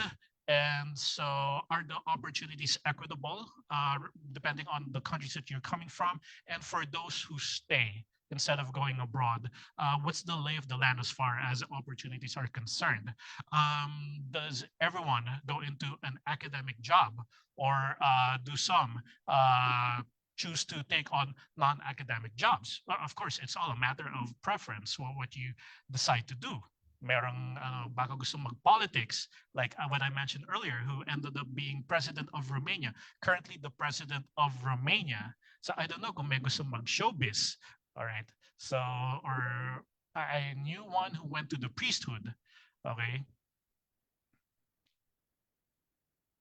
So this is an incomplete study because it was only able to focus on medalists. And then if you look at the methodology of the author, this was mainly internet search. So, all right, so it has limitations, but by the very fact that he was able to gather about 2,785 medalists across many, many years, this is, I suppose, significant enough. All right, so undergraduate fields of IMO medalists, not surprising, I suppose, 64% in mathematics, and then economics, finance, and physics, 3% and 5% respectively. Engineering, 4%. And in case you're wondering, CS, EE, what would that be? CS, computer science, EE, electronics engineering. Okay, other majors, psychology, sociology, that's what I remember from the article. And then, so of the 2,785, all right, the undergraduate field was known for 2,130. And then those who went on to PhD, about 1,500. So PhD, mathematics, 70%. I guess going into the IMO, there's like a heightened focus on math affinity, but you still have the others, economics, finance, engineering, and then, but of course, after, okay, so for those who took on non-academic jobs, all right, so about 75% are focused on informatics and economics, business and finance. Actually, business and finance roughly a quarter, and then roughly half in computer science. So the article mentions, so just for some food for thought that I'd like to share with you. Okay, the career paths have consequences for participants. The lack of opportunities for the best minds in a country poses a serious constraint for gifted children within that nation. So it is important for us to be able to give opportunities, because some will try their luck abroad, but a good number will also stay. And so we would want to present opportunities, and it may not be in mathematics, but with the other fields which would be able to welcome them. And then, so just to point out that what these other scenarios are where you don't necessarily do mathematics. So Yuli Sanikov from Ukraine got a perfect score in the IMO in 1994. So you can see his math background, and then he's with the Stanford Graduate School of Business. He didn't go into academic math. He won awards befitting a financial scientist that demonstrates original research in his field.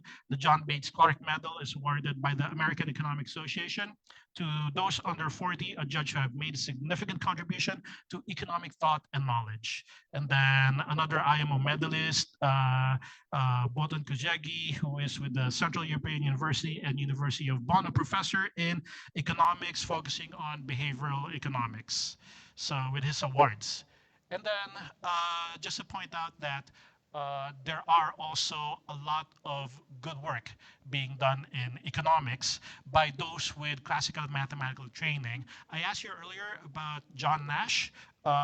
His training is really in mathematics, but he was recognized with the Nobel Memorial Prize in 1994 for pioneering analysis of equilibria in the theory of non-cooperative games. So this is in game theory. And he used concepts from topology, fixed point theorems. And so I will not go into the specifics, but a lot of the things we find confined in traditional mathematics can be used further.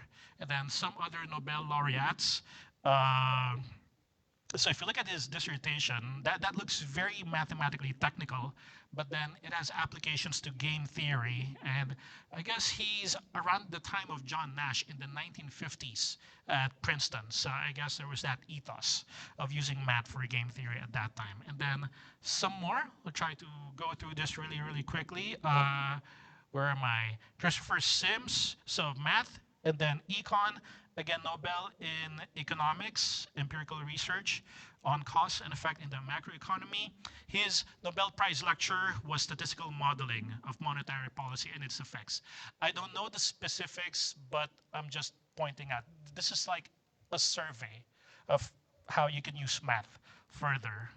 And then I think he's my last example, this guy, Lars Peter Hansen. So I just took a screenshot of his Nobel Prize lecture in economics. The title is Uncertainty Outside and Inside Economic Models, and it's very mathematically technical. I recognize conditional expectations and then filtrations with respect to investor information. All right. So there's a lot of math lurking around the corner. I will not go into the specifics anymore, but the idea is, even in other fields, number three, we talk about primes. It was something that was developed as a study on its own. And then many centuries later, when the technology presented itself, prime numbers have become very useful and essential in security systems, in crypto and security systems. And then it's the same with things that were used in John Nash's theory of equilibria, led to the Nash equilibrium, which is named after him. Kiyoshi Ito, Japanese guy, his study was focused on probability, which is something that I was trained in, stochastic calculus. And then his work in stochastic calculus became one of the fundamental bedrocks of the efforts of Scholes Merton, who won the Nobel Prize for Economics in 1997 for a new method to determine the value of derivatives. Some might be familiar with the Black-Scholes equation, Ito's lemma. So these were all the situations where these were used. Okay, so something to price options, European options. And then there are other fields where they come from traditional sciences, like percolation theory, how substances spread through a medium, which could be adapted, for instance, to model how shocks or disruptions spread throughout different financial institutions, for example. And then you have also these emerging fields in data science, machine learning, graph theory, time series. Robert Engel awarded a Nobel Prize for analyzing economic time series. So to wrap up, okay, we have a lot of talented students in math and other fields. Their domain knowledge in the technical sciences can be applied to where they want to bring it. But these are not necessarily restricted to these traditional fields. There is a lot of room and activity being done in bringing these things to finance, economics, biology, the other sciences, and informatics, which can benefit from mathematics. And I think we need to be open in the underlying interdisciplinarity of talking to each other and seeing perspectives from practitioners of other fields, because that's how we get to innovate, that's how we get to grow, and ultimately that will depend on our young students being brave enough to tackle the problems of the 21st century, where it's all unfamiliar, but problem solving can be done in a specific context such as mathematics, but the skills you encounter, grit, perseverance, being comfortable with the unknown, these are what will carry us through. Good morning.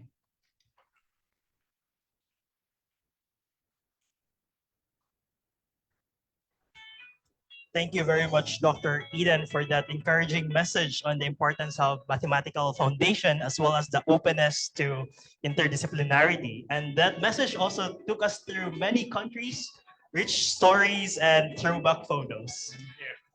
So at this point, we would like to acknowledge the presence of Monetary Board member Romeo L. Bernardo. Hi, sir. So, we now return to our main theme with a session on minimum wages and inflation. Our next speaker is a professor and university fellow at the De La Salle University School of Economics, where he also served as dean. Please welcome Dr. Lawrence Daquayquay.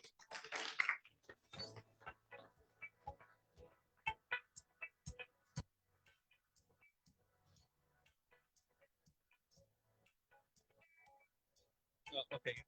Good morning. I wish that was my presentation. It was so good and so inspiring. And I still remember a story that was shared with us, with me by our professor. It was about Paul Samuelson. So when he defended his dissertation, it's the committee that asked themselves, committee members, did we pass? Because it's a highly mathematical treatise that formed the foundation of economics. It's really mathematical. And yeah, we do have a lot of mathematicians in our field. So students, so if you're good in math, maybe you can also try to focus on economic issues. Okay. Okay, but what I'm going to present is not like that. It's between inflation and minimum wages. And I think AG Maggie mentioned this morning that it's a hot issue. It really is. But then I try to, reduce the temperature. It's because I think it's going to be beneficial for you guys to focus on the basics. But then there are a lot of issues, and our colleague from the NWPC, Ma'am Pia, will handle the difficult ones. No?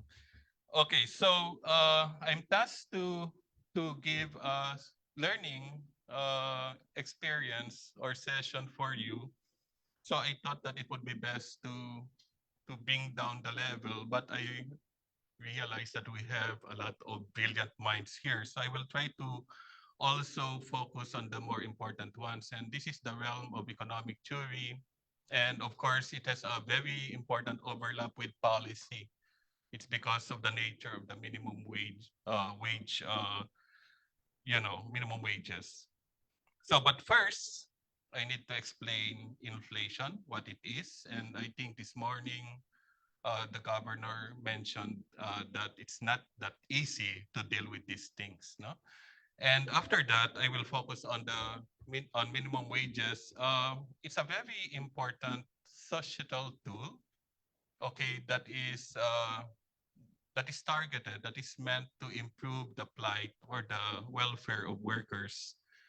And then I'll try to bring them together. Okay, minimum wages and inflation. Why is it that whenever there are proposals to increase the minimum wages, it's always met with skepticism.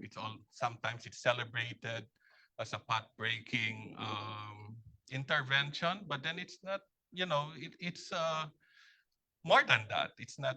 We really cannot simplify it. Okay, and then why policy must balance workers, firms, prices, and jobs. So again, this is related to the idea that intervening in the labor market is costly. We have to understand uh, how the plight of workers can be addressed. We have to understand the reaction of firms, and we also have to understand the value that society attaches to this type of intervention.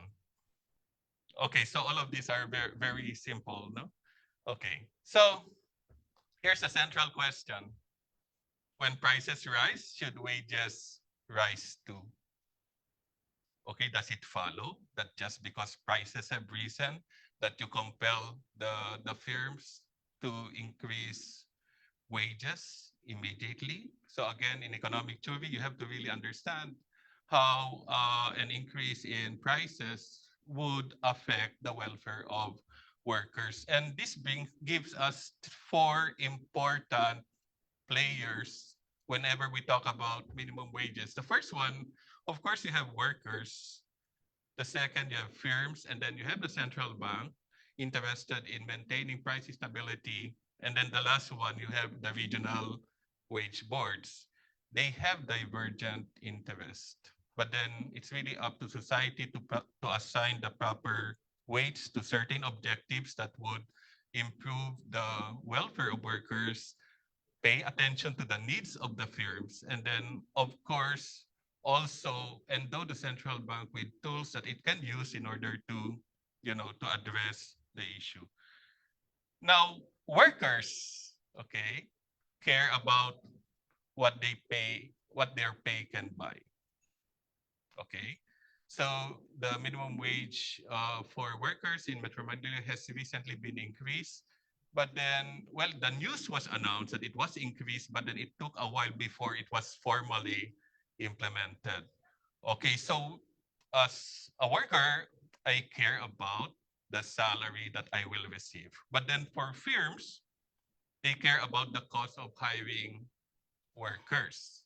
Okay, so there's already a divergent interest there. It's because if you're the firm, you're maximizing profits, and then you see that an increase in wages is going to be detrimental to your optimization process. So you say that, okay, can we stay that petition? Okay, and then we have to study it. But there's a regional wage board that will study the environment, the situation in the regions, and then they will say, okay, it's time for us to increase the minimum wage. But then the question there is by how much? What are the main considerations for the regional wage board to, for it to properly gauge what is needed when it comes to minimum wage adjustments? And then we have the central bank. Okay, the central bank cares about price stability. So the question here is, to what extent can an increase in minimum wages affect the stability of prices? Of course, it's something that we have to accept that over time prices increase. But then we don't like a situation in which price increases become wild. Okay, we don't want that. So there's a way to anchor inflation expectations, and then that's essentially the one of the key mandates of the Bangko Sentral ng Pilipinas. Okay, so this is just an example. So again, it's much simpler than what you've expected, presumably. Okay, so suppose how much is your allowance nowadays? Is 500 okay? Okay, okay, so maybe, probably not, no? So suppose you're given 500 pesos, and then of course you have to eat your lunch, okay? Pay for transport services, and then snack, okay? So the old price there for lunch is 80, and then transport is 30, snacks 25. Very simple example. So you can readily form your conclusions now, no?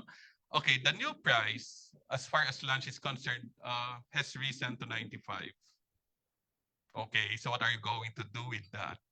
Does it mean that you're not going to eat lunch anymore? Probably not. Okay, and then transport, it increased to 40, and then snack, okay, 35.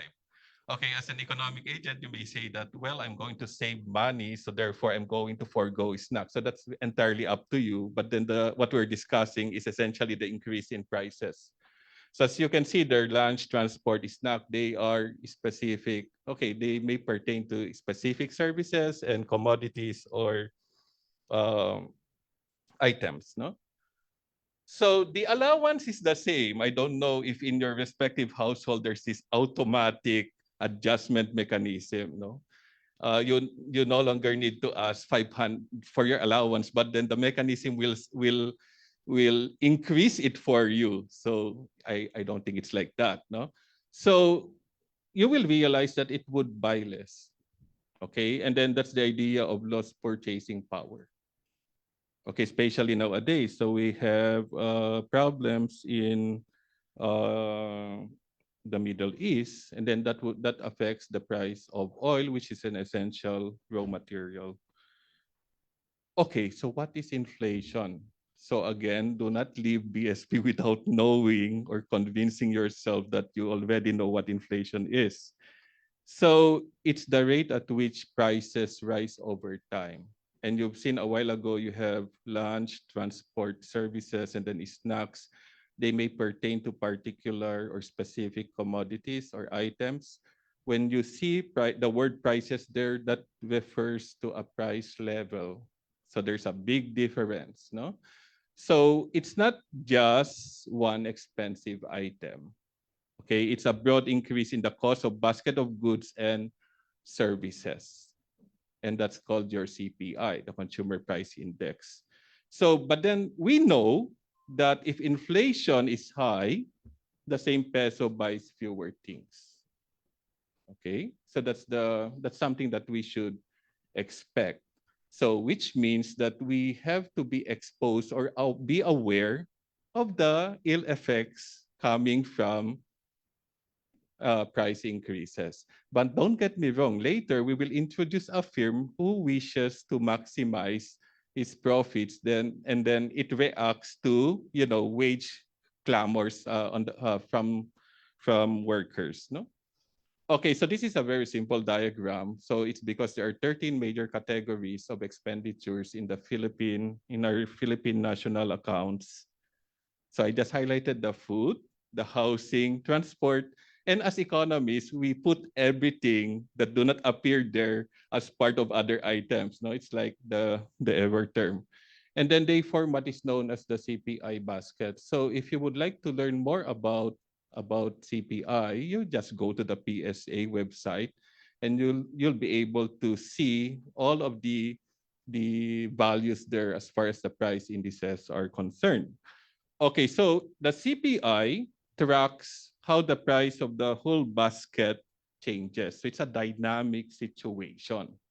It cannot be the case that the CPI that we have now reflects the price level a decade ago. It's not like that. It's because the economy transforms as well. Okay, so the economy can broaden the list of activities that it engages in.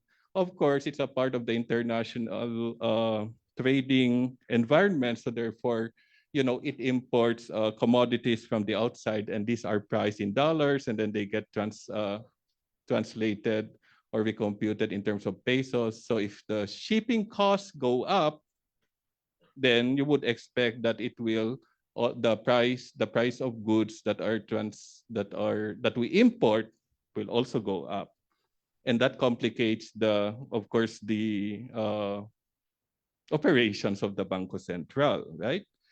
Okay, so the effects. So we have to realize that, okay, if the price of gasoline or diesel goes up, then it would mean that those who use their cars to go to work, to go to school, would be affected by that. They would feel the ill effects of inflation or the rise in the price of gasoline. So what that means is that the effect is really heterogeneous. We have to acknowledge that one. Well, if you don't like to buy a sandwich for a snack in the afternoon, and then the price of the particular sandwich increases because there's an upward price pressure, okay, you may not be that affected. It's because you're not buying it. So again, we also have to acknowledge that one. And what really complicates our life as economists is that we deal with heterogeneity. Different people have different preferences. They have different needs. So if you're a policymaker, how are you going to deal with that? Okay. So for instance, a household that spends more on food feels food inflation strongly. So there's this a study made by the Asian Development Bank, and then they found out that the poor people are affected more heavily by increases in prices, more than the non-poor households. No, it's because according to that study, they buy small quantities, no, of consumable items. Okay, so yeah, and then yeah, so and relative to their budget, of course, the budget remains fixed, right? At an instant, the budget remains fixed, and then you have inflation eating away purchasing power of the budget. Okay. Okay, I hope that you're still with me. Okay, I know that lunchtime is approaching. But we still have one more presentation left. So if prices, so this is how you can calculate. So again, it's not a big deal, okay?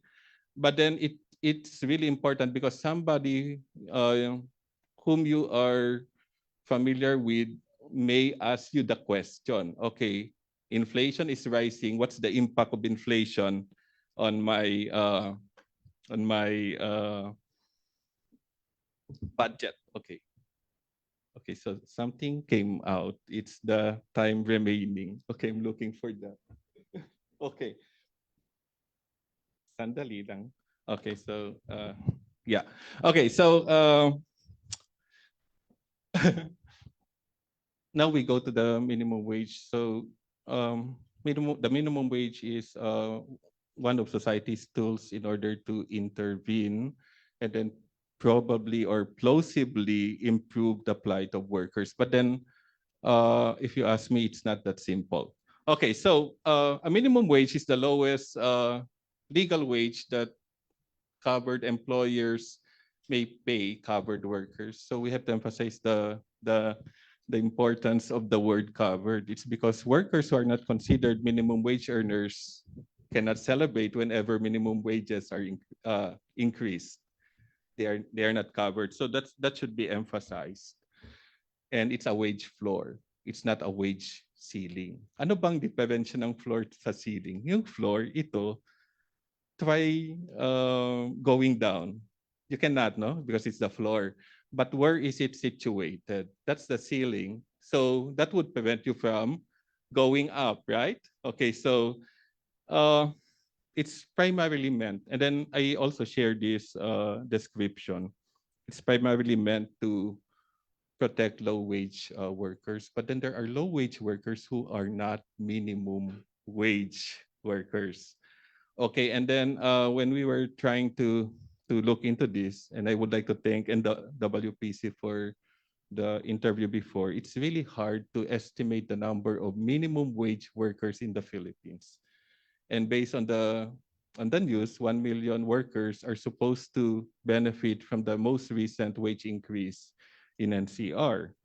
Okay, but then if you're going to estimate the number of minimum wage workers for the entire country, it's you need certain data sets, certain assumptions for you to really pin down that magic number. And then, okay, it only works. Again, this is associated with the word covered. It only works where workers are legally covered and firms comply. So there are two sides to it. There's a minimum wage order implemented by the regional wage body. Okay, some firms they don't comply, but we would like them to comply because it's a way for them to protect their workers. Okay, so why do countries set minimum wages? Is there an alternative to it? No. Okay. But then I think the reason why we have minimum wages is that we have to protect the rights of workers, and that's quite obvious. So you really cannot over rationalize it by saying that, well, this is a way for us to keep up with changing labor market conditions. So that's really vague. No, you really cannot. But then it's just there to make sure that workers are protected. Okay, so, well, to prevent wages from falling to very low levels, that's the first one. To help workers afford basic needs. And towards the end of the presentation, I will talk about one of the most misunderstood concepts. It's the living wage. We have to discuss that one. And I think you guys are not very much positioned to articulate what it really means. And then to reduce extreme income inequality, that's why you are intervening. So wages are outcomes, but then it may be possible that it's distorted. Well, it depends on the market that you are regulating, but you really have to be aware that in some markets or in some industries, wages are very high. In others, wages are very low. And I don't know if you've already taken this up in high school, you should be paid based on your productivity. And then you ask the question, are they being paid for their productivity? Not exactly. Okay, it's different. So that's the reason why minimum wages represent a labor market institution that's supposed to provide support for workers. Okay. And I will just quickly go through this. Okay, so if you can still remember, there were calls, uh, you know, um, made by congressmen asking for the enactment of a national minimum wage, okay, instead of trying to, trying to determine region-specific minimum wages, no? And then I think there were a lot of economists who said that, oh, that's really bad for you to, to legislate a national minimum wage, no? Okay, but there is a law, Republic Act 6727, which created the National Wages and Productivity Commission and the regional tripartite wages and productivity boards. So in regional boards, the cost of living, workers' needs, firms' capacity to pay, and regional conditions are considered. No, so it's. I'm not going to talk about how minimum wages are determined. That's for this afternoon's session. Okay, so why do you observe and you try to compare minimum wages across regions? You will realize that it's really heterogeneous. Okay, and where will you find the data? It's just there. It's in the NWPC website. And then you will get to see the current minimum wages for agricultural and non-agricultural sector workers. You also have minimum wages for kasambahays. And then you may be asking, and it's related to the AI discussion, how are you going to get your data organized? So you just try to use an LLM, I guess, and then try to organize the data. But according to Dr. Eden, you have to double check, probably ask your son or daughter to double check it for you. Okay, so because there's too much information in that particular website, you really do not know. Okay, so whether you are, summarizing them correctly. Okay, what are the reasons? Number one, prices differ by region. What's the best way for you to do this? Take a look at regional CPIs. They are different. So the standards of living are different across regions. You take a look at productivity because that's one of the determinants of minimum wages. They differ across regions. Okay. And then industries differ across regions. And there are, in the literature, we contend with inter-industry wage differentials. They are really different. Okay, even for it's the same secretary, you're talking about an occupation or a job, let's say secretary, and then that's going to be replicated across industries. You're going to wonder why the wages or wage rates are different as well. It's because you're also dealing with different environments. And don't ever forget that small firms, there are a lot of small firms or MSMEs, okay, and some of them are mandated to pay their workers minimum wages, okay. So there's a policy tension. I'll just highlight them because these are politically explosive issues. Okay, so there's this contention that a high floor can help covered workers, but then you're going beyond what is being established in the market. So it means that you may crowd out uh, employment. Okay, so it pressures small firms, and then the first reaction is, well, you're going to cut back on your hiring, no? Because you're going to pay them at higher wages. So a low floor may protect jobs but leave wages inadequate. Okay, so these are based on the data that I collected. They're just there. I have to double check. So for Mimaropa, 455 pesos, Bicol 455, Central Visayas between 500 and 540, BARM 366 up to 411. So you may be asking yourself why not increase the minimum wages in BARM for them to escape poverty. Okay, that's now how they do it. Okay, that's not how they do it. So it's also done scientifically. Okay. Okay, so if you ask the worker, of course the worker will say, okay, approve my petition for a much higher wage increase. Yun palagi. It's because as economic agents, okay, we try to achieve the highest level of utility. And this one gives us definitely a certain degree, certain amount of happiness, no? Okay, so yung nominal wage, yun yung tinatanggap nila. Okay, hindi sila tinatax. Okay, I think there's a BIR regulation that prevents firms from taxing minimum wage earnings. So the real wage is what those pesos can buy, right? So inflation reduces the real value of a wage if the wage does not adjust. Therefore, worker associations regularly submit their petitions, okay, for higher wages. Okay. Um, there's this institution there's this proper way of entertaining petitions. The regional wage boards can also try to determine whether a wage increase should be done. Okay, so here's the employer's view. Okay, if you can picture a production function, then labor is there. You use the function transforms labor into output and then labor with capital. So wages are part of the production cost.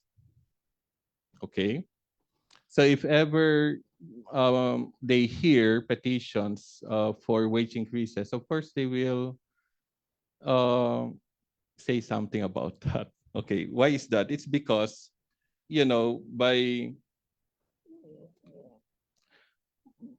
by entertaining such petitions, they also can face much higher costs, no? Okay, so and is that a good thing or bad thing? I think it's a good thing as long as productivity keeps up. Okay, so it's gone again.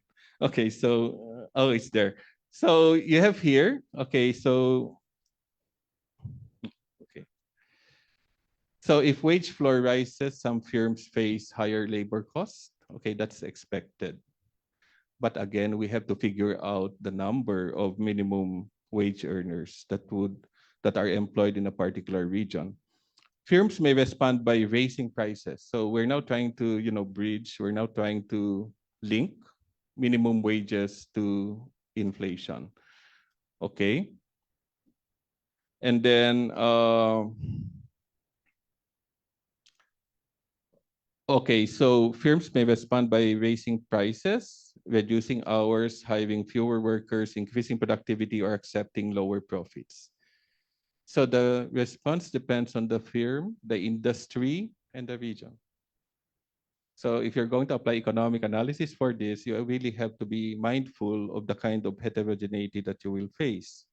And this is a textbook graph that I copied. Okay, it's from Borjas, one of the world's leading labor economists. So you see there's a W bar there. So that's the level of the minimum wage. It's above W star. W star is the equilibrium wage. And what can you say?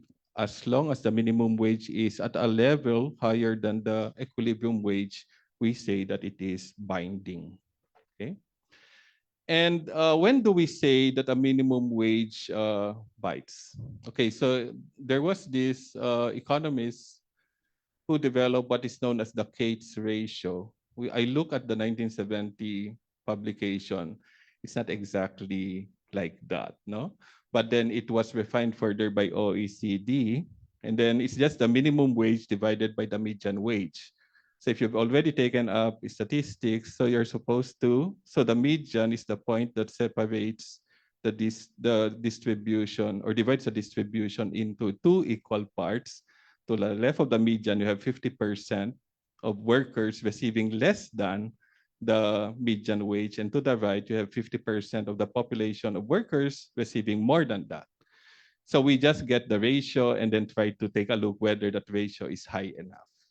Okay, so it's a very good exercise that you may want to look into after this talk. Okay, so in the interest of time, let me just go to the next slide.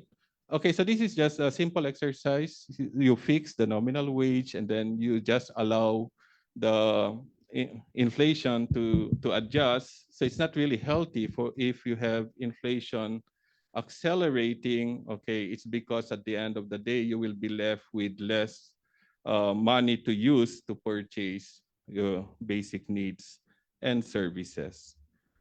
And the bad thing is that we really cannot keep adjusting wages, even if we would like to that to happen. We cannot do that, no? Okay, so should minimum wages automatically follow inflation? So this is called wage indexation. A lot of economists do not like the idea of indexing the wage rate to inflation. As a matter of fact, it has been, uh, requested, or it has been emphasized by key labor organizations that the government must need to find a way to link wages to inflation. Okay. What's the risk? If wage increases raise costs and prices repeatedly, inflation can become harder to control. Okay, because it's indexed. Wages are indexed to inflation. So whenever there is an increase in the inflation rate, so wages will automatically increase regardless of the situation, no? Or the level of economic activity. So it's not I also believe that it's not we're not that sophisticated to index wages to inflation. Okay, so I've been asked to wrap up. Okay, so it's a I thought it's a manageable one. Okay, so the BSP enters the picture. It's because the objective is really to promote low and stable inflation. Okay, that supports balanced and sustainable economic growth. So stable inflation makes budgeting easier. Okay. It protects the value of money and it reduces uncertainty for households. So this is just the recent inflation data. Okay. So 6.4%, that's the headline inflation in June. And it was down by zero point 0.4 percentage points relative to May 2026. And then the January-June average inflation rate was 4.8%. And then you have those major contributors: food, housing, and utilities. Okay.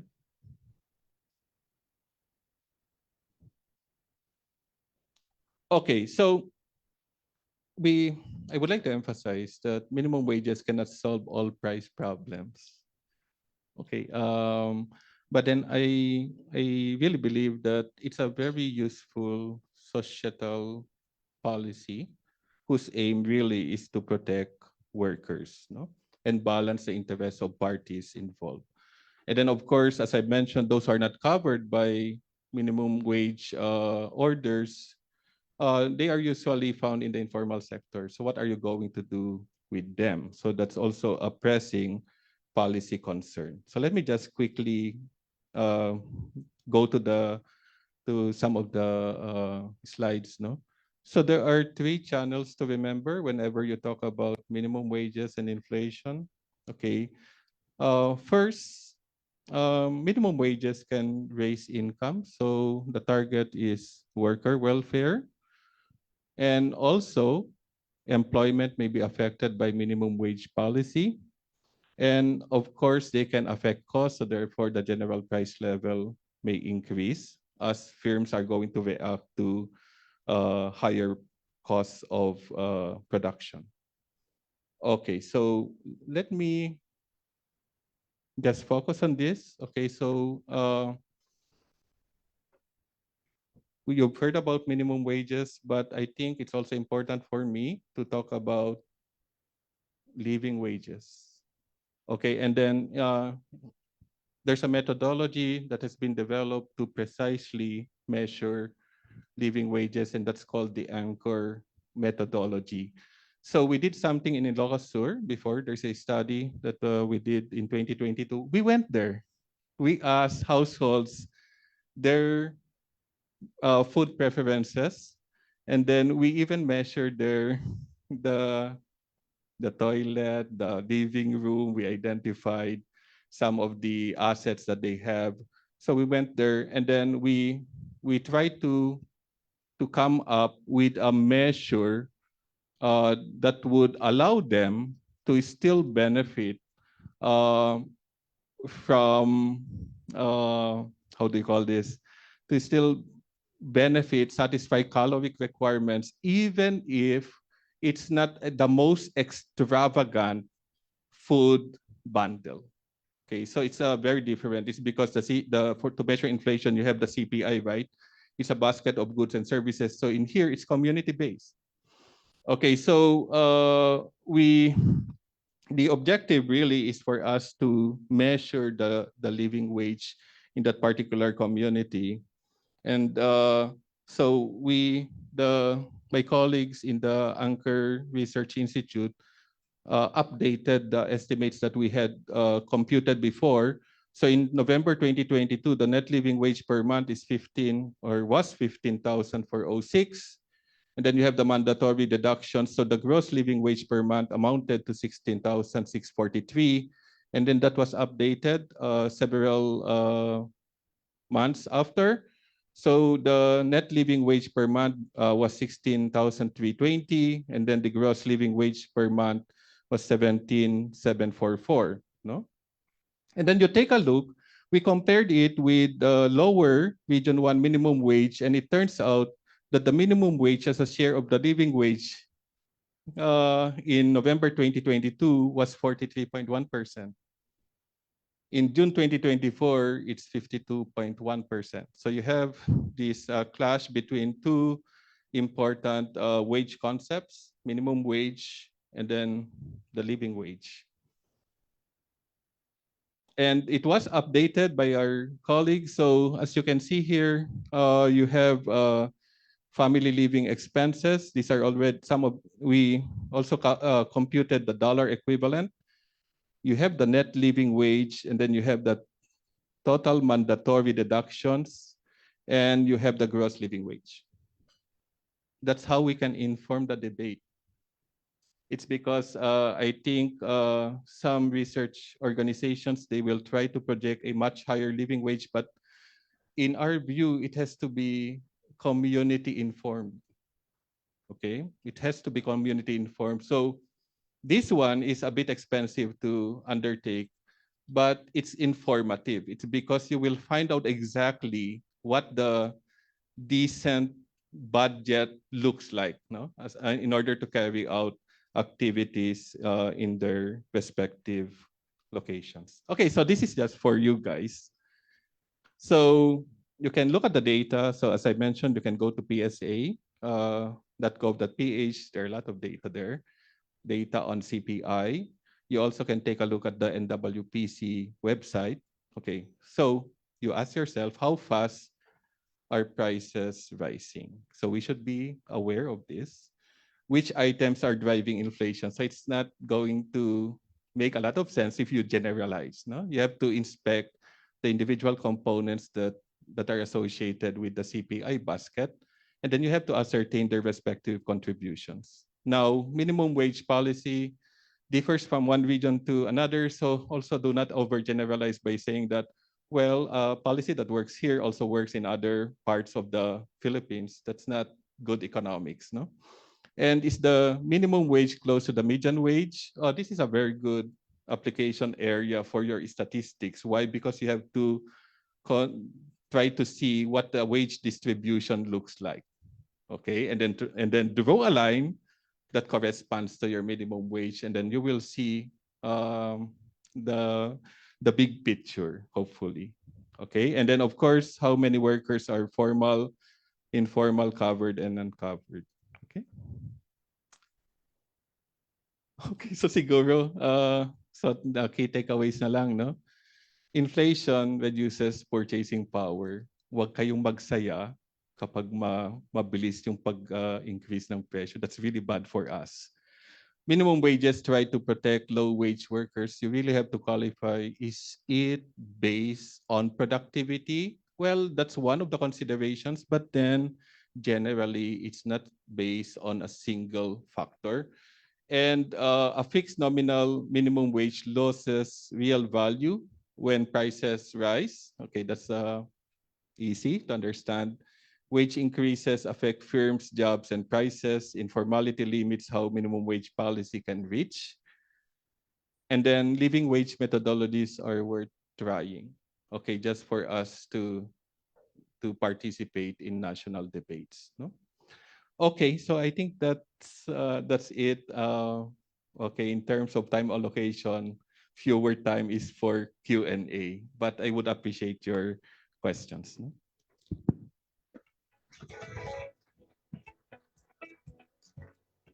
Thank you so much, Dr. Dakoy for helping us better understand the relationship between minimum wages and inflation. May we ask you to remain on stage for the Q&A portion. And I think we can have one question for this Q&A. Sir, please. Hello, sir. Thank you for your wonderful speech. So I'd like to ask a question. I'm Jamiel from San Juan City Science High School. I'd like to ask a question about point two of your key takeaways. When the regional wage board raises the prices to protect the lowest earners, what happens to employees sitting just above the minimum wage? Do they earn less for having higher skill, or is it a way of having them having higher wages too? Thank you po. I think that's a question for Ma'am Pia, but if do you want Ma'am to answer that one? It distorts kasi wages, so that's why they have to be very careful. They have to study it. So you have the wage distribution, and then you try to apply the minimum wage policy. To what extent is the wage distribution distorted? Because as you correctly mentioned, there are those who are receiving wages that are close to the minimum wages, and when minimum wages go up, they're not covered.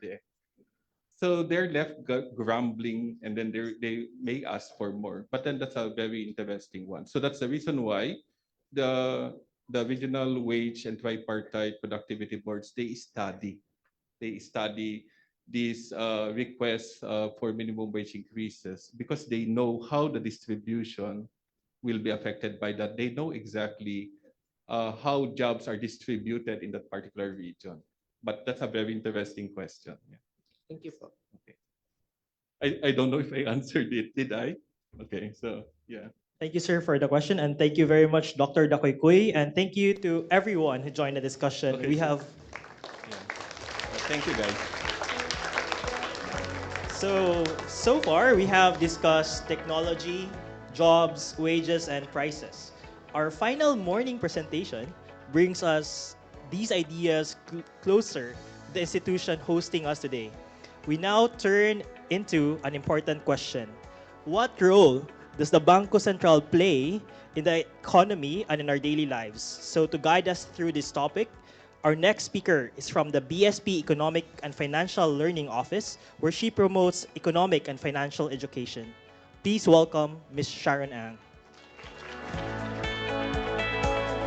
Hello, good morning. Ayan, so kaya natin to hanggang matapos yung ating morning session. Kanina when wala na si Dr. Dakoy. Ayan, prof ko siya kasi sa graduate school eh. Sabi ko sa kanya, thank you for somehow introducing my presentation about the mandate of the BSP kasi that's going to be the topic of my presentation. So it's what is the role of the BSPs as being the country's central bank. So na-discuss na kanina, so yung mga kasama natin from the academic sector, ayan, tapos now parang ako yata yung start na later kasi yung sa NWPC from the government sector to explain naman ano ba yung ginagawa ng of course ng central bank given the ang dami nangyayari in the economy, tapos we had the discussion about wages, wage setting, so yan about yung indexation. Nakikita natin what is clearly the role of inflation. That's one of the topics that I will discuss with you in the context of presenting the core functions of the BSP. So, my next slide. So, yeah, so I hope that you will learn from me today. Is it your first time ba yung mga students natin, your first time to visit the BSP? Really? Sino yung hindi na first timers? Ayan. So probably may mga kaunti, parang mga a few hands lang nakita ko. This side, hindi masyado. So baka maging interested na kayo to spread the words or to learn more about this, what we are doing. Because Economic and Financial Learning Office is the one in charge of like demystifying the BSP, the central bank. Like what the central bank is doing, ano yung role niya dito sa lahat ng mga discussions and the general scheme of things in the economy. So anong ginagawa?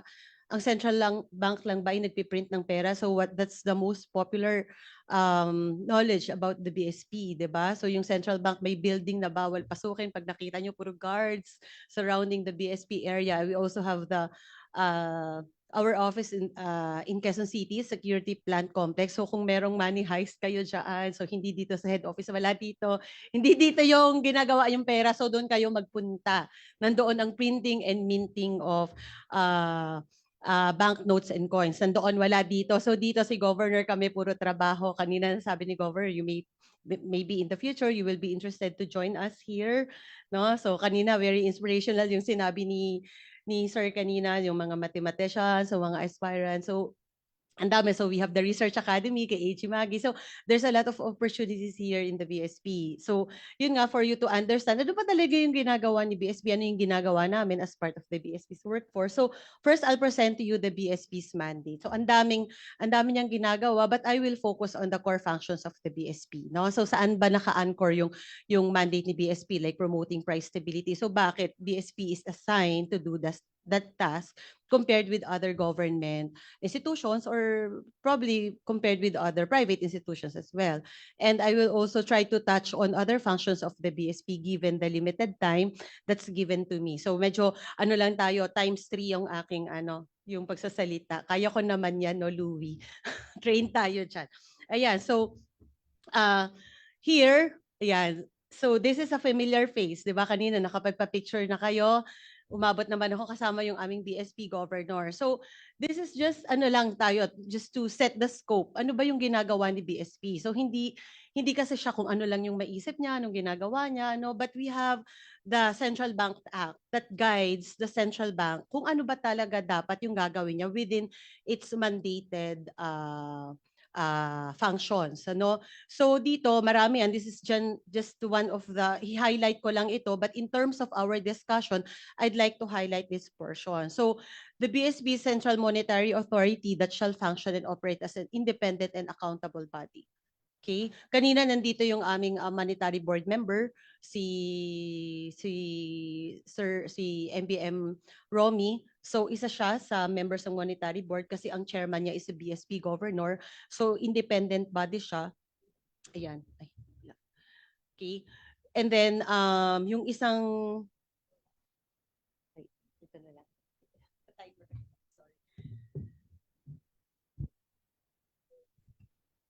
Hello.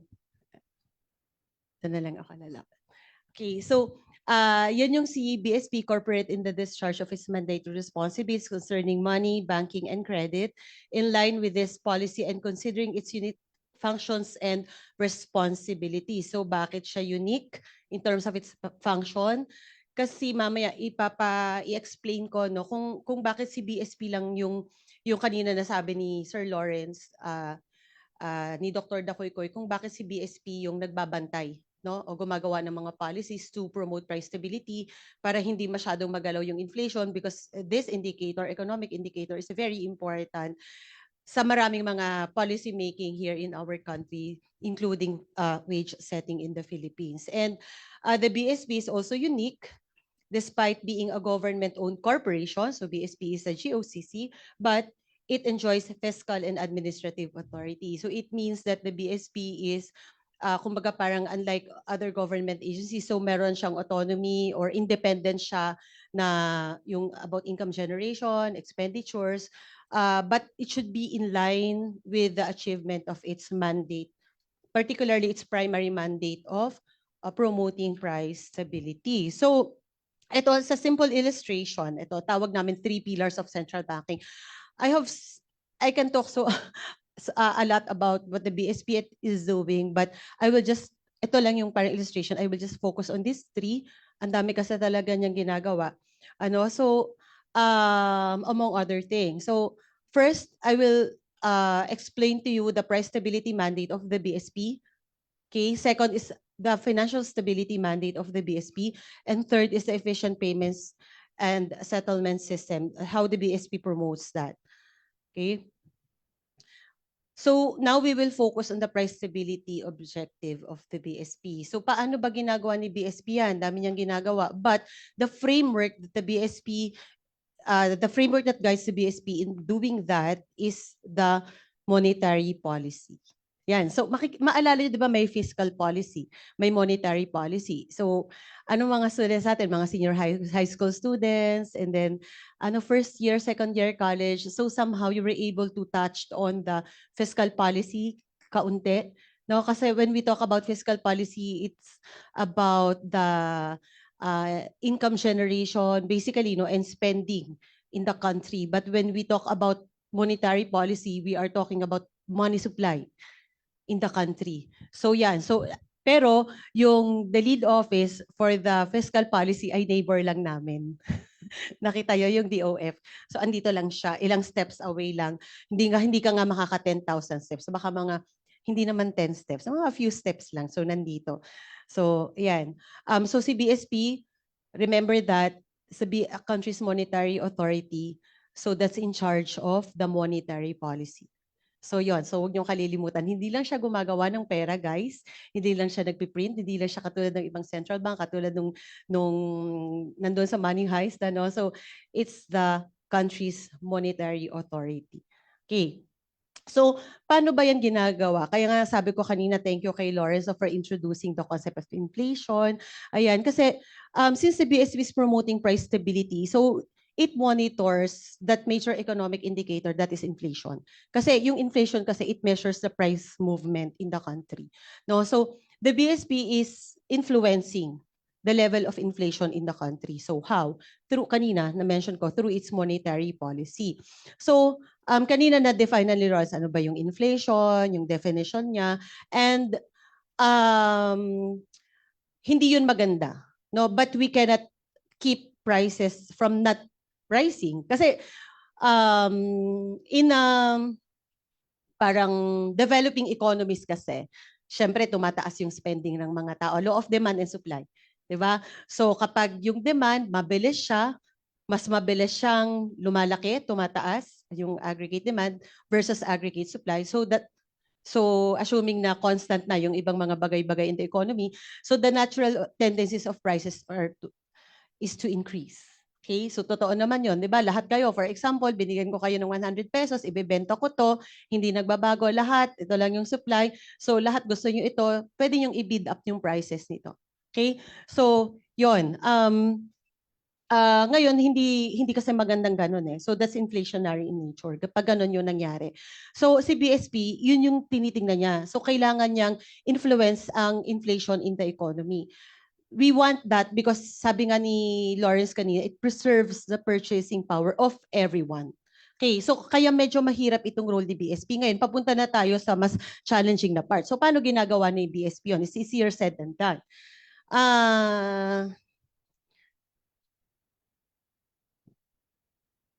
Ayan. So ano lang to, this is a simple illustration. I-AI nyo lang ito. So makikita nyo, so ano ba yung ginagawa ni BSP, like a diagram about the BSP's monetary policy. So ikwento ko na lang. So ganito, di ba kanina sinabi ko na the tendency of prices ay mag-increase siya kapag yung aggregate demand niya is growing faster than the aggregate supply. So aggregate yan, di ba? Ngayon, guys, ganito. Si BSP kasi yung what it's trying to influence is the demand side. 'Di ba? Kasi sabi ko kanina, the BSP can influence the supply of money. No? Kasi yung BSP policy, monetary policy can influence the level of money, the availability of money circulating in the economy, and the cost of the cost of credit. So yung mga interest rate, market rate, so the BSP can influence that. Okay, so paano ba? Halimbawa, merong nakita si BSP kasi ang monetary policy ni BSP is forward-looking in nature. Hindi siya reactive. Meaning, kapag nakita nyo over the medium term, like 2 years from now, na itong nangyayari na to, ano na lang to example, wag na tayo masyadong focus on the, ano kasi ang daming kasi factors to consider. So, parang pag nakita niya 2 years from now, itong mga nangyayari na to, like yung mga magkakaroon siya ng permanent effect on prices. So the BSP will do something now, no, in its sa monetary policy niya to avoid that from happening, na maging permanent at mas mataas yung inflation in the future. So ano ang gagawin ni BSP? Through its monetary policy, gagawa siya ng mga policy actions, recommendations, mag-uusap yung board member, o nangyayari na ito, so anong gagawin natin? O sige, ano ba yung mga policy tools na pwede natin gamitin? So one among the policy tools, which is the primary tools of the BSP, is yung tatawag na monetary policy rate. No? So tina-target kasi ni BSP yung maraming jargon pero tina-target kasi ni BSP yung specific rate to influence the market interest rate. Ganito kasi yan eh. Halimbawa, sabi ni BSP, o sige, itaas natin yung policy rate. So what does it mean to me? No? As an individual, as a household, or as a firm, 'di ba? So what will happen is that, okay, so the BSP is sending a signal that when it sees that the price will rise like over the medium term, so it will increase. This is contractionary monetary policy ang tawag, no? So it increase its policy rates to, well, sa transmission niya, it will impact the market rate. So ano mangyayari? So nag-announce si BSP, nag-meeting nitong June, tinaas na yung policy rate. Totoo, nangyari yon. So, ang ano niya kasi, ang sinisend niyang signal sa market, okay, so, kailangan nating ikat yung spending.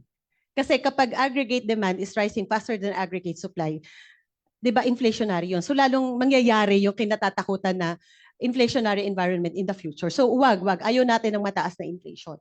So, kapag nag-send siya ng signal ng ganun, okay, yung mga market interest rate, yung mga banks, through it's one of the tawag namin interest rate channel. So pwedeng itataas din nila yung kanilang interest rate. So imagine, kapag meron kang business, 'di ba, makita mo, halimbawa, tumaas din ng hindi naman same magnitude, at least yung trend, nagtaas din ng market rates yung mga banks following the increase in the BSP's policy rate.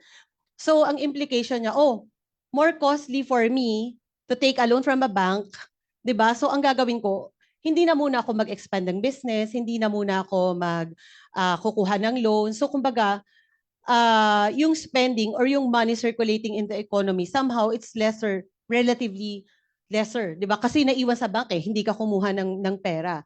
Ngayon, kung ikaw naman Filipino household, ano ba yung usually bibilin? Kunwari, gusto mo bumili ng another motorcycle or house, for example. So kung nakita nyo, your family sees that there's a relatively higher market rate. So including yung borrowing rate o yung pinapautang ng mga bangko. So most likely, I will not apply for a loan now. 'Di ba? So taken aggregately, at ganon yung magiging behavior ng mga agents like households, businesses. So nakita nyo yung behavior because of that signal sent by the central bank. So the spending is being lessened or medyo na-curb yung spending. So, ibig sabihin, instead na yung pera, inutang nila, lumabas from the financial system, it's just there and it's not circulating in the economy. So, walang additional liquidity or money supply circulating in the economy. So, that's how it works. No, so sinimplify ko lang. Pero ganun siya. Marami kasing mga pass-throughs or channels on how the BSP monetary policy could work. So how? That's just one. Meron pa kasing exchange rate, transmission, meron pang marami pa. Kapag nag-study kayo ng econ or siguro kapag doon sa further studies nyo, baka interesting sa inyo, pag-aaralan nyo to sa macro. So I just highlighted one of the transmission ng policy decisions ni BSP from the BSP's decision making through the banking system to the real sector, touching the households at saka yung mga firms' decisions. So ganun siya. Kaya yung BSP's monetary policy, it operates with a lag. hindi agad-agad. That's why kailangan forward-looking ang policy decision ni BSP through its inflation targeting framework. Yan. Okay, so 'di ba? Kinuwento ko na lang yung slide na yan. Ngayon, about the second pillar of central banking or another mandate of the BSP, simplified na lang natin, anuhan lang natin to, no? But this is very important to show to you the financial stability mandate of the BSP. You know, there's no point for example, the BSP or yan, particularly the BSP na mag-craft siya ng mga ganyang monetary policy if the financial system is unstable. If there's disruption in the Philippine financial system because the BSP does not directly transact with the public, with you, with the firm, no? The BSP's policy pass through the financial system. So kailangan stable siya. Kailangan matransmit talaga, no? So BSP, financial system at saka yung real sector. No? So kailangan stable itong financial system. So when we say financial system, we are not only talking about individual banks, but we are talking about the entire financial system in the country. Kumbaga, so on a macro level, meron tayong tinatawag na macro-prudential policy because, I don't know, napanganak na ba kayo ng mga 2008? Ano bang mga year, ng mga Gen Z na to? Ha? Kami ba yata nagpe-paper, ano ba, tapos na rin mag-paper ng mga 2008 Global Financial Crisis. Nabutan ko pa yata yung Asian Financial Crisis. Nakaka-age reveal naman ito. So anyway, to avoid that from happening, so yung BSP should be proactive, no, in managing systemic risks. So hindi naman kasi natin matatanggal, mawawala. Ano ba yung mga systemic risks na yan?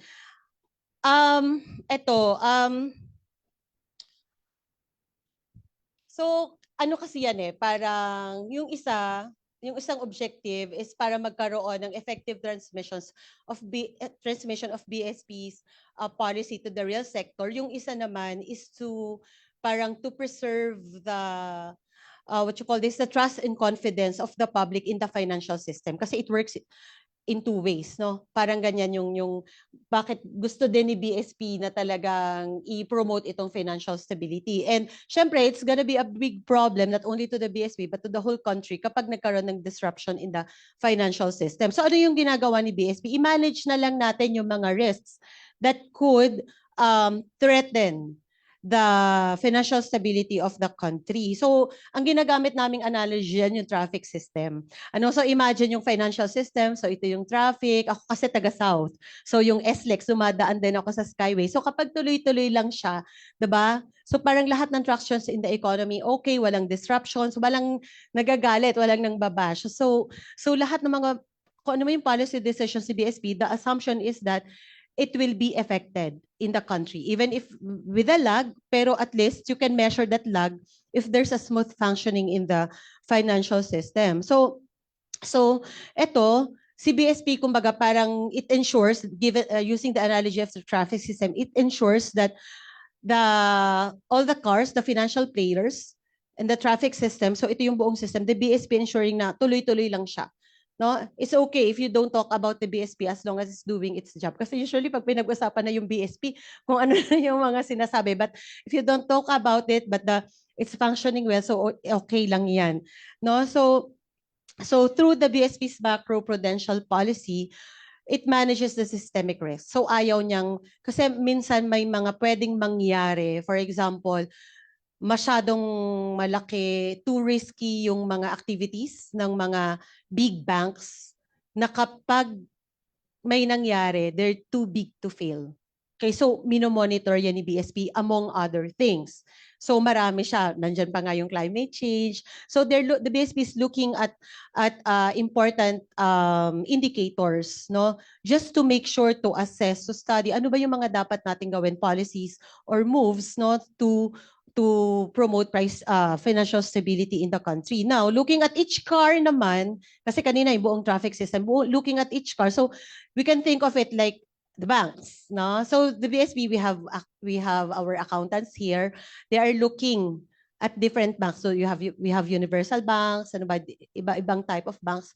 So the BSP examines. Ano ba yung mga banks? Wala ba silang mga ginagawang mga risky transactions? Wala ba mga kakaiba that can somehow bring problem to the financial system? So tinitingnan niya. So yung macro prudential policy, and then the micro prudential oversight. Tinitingnan din yun ni BSP. So kumbaga inside out, no? So kailangan yan mangyari because yun nga, as I said earlier, so there's no point, no? No, maganda yung monetary policy, ang daming nag-iisip dito na ito yung gagawin natin, ito yung magiging move natin, will we implement contractionary or expansionary policy, pero kung hindi naman siya affected through the financial system. So 'di ba, hindi rin na-achieve ni BSP yung kanyang mandate to promote price stability. So the next slide will just show you a picture.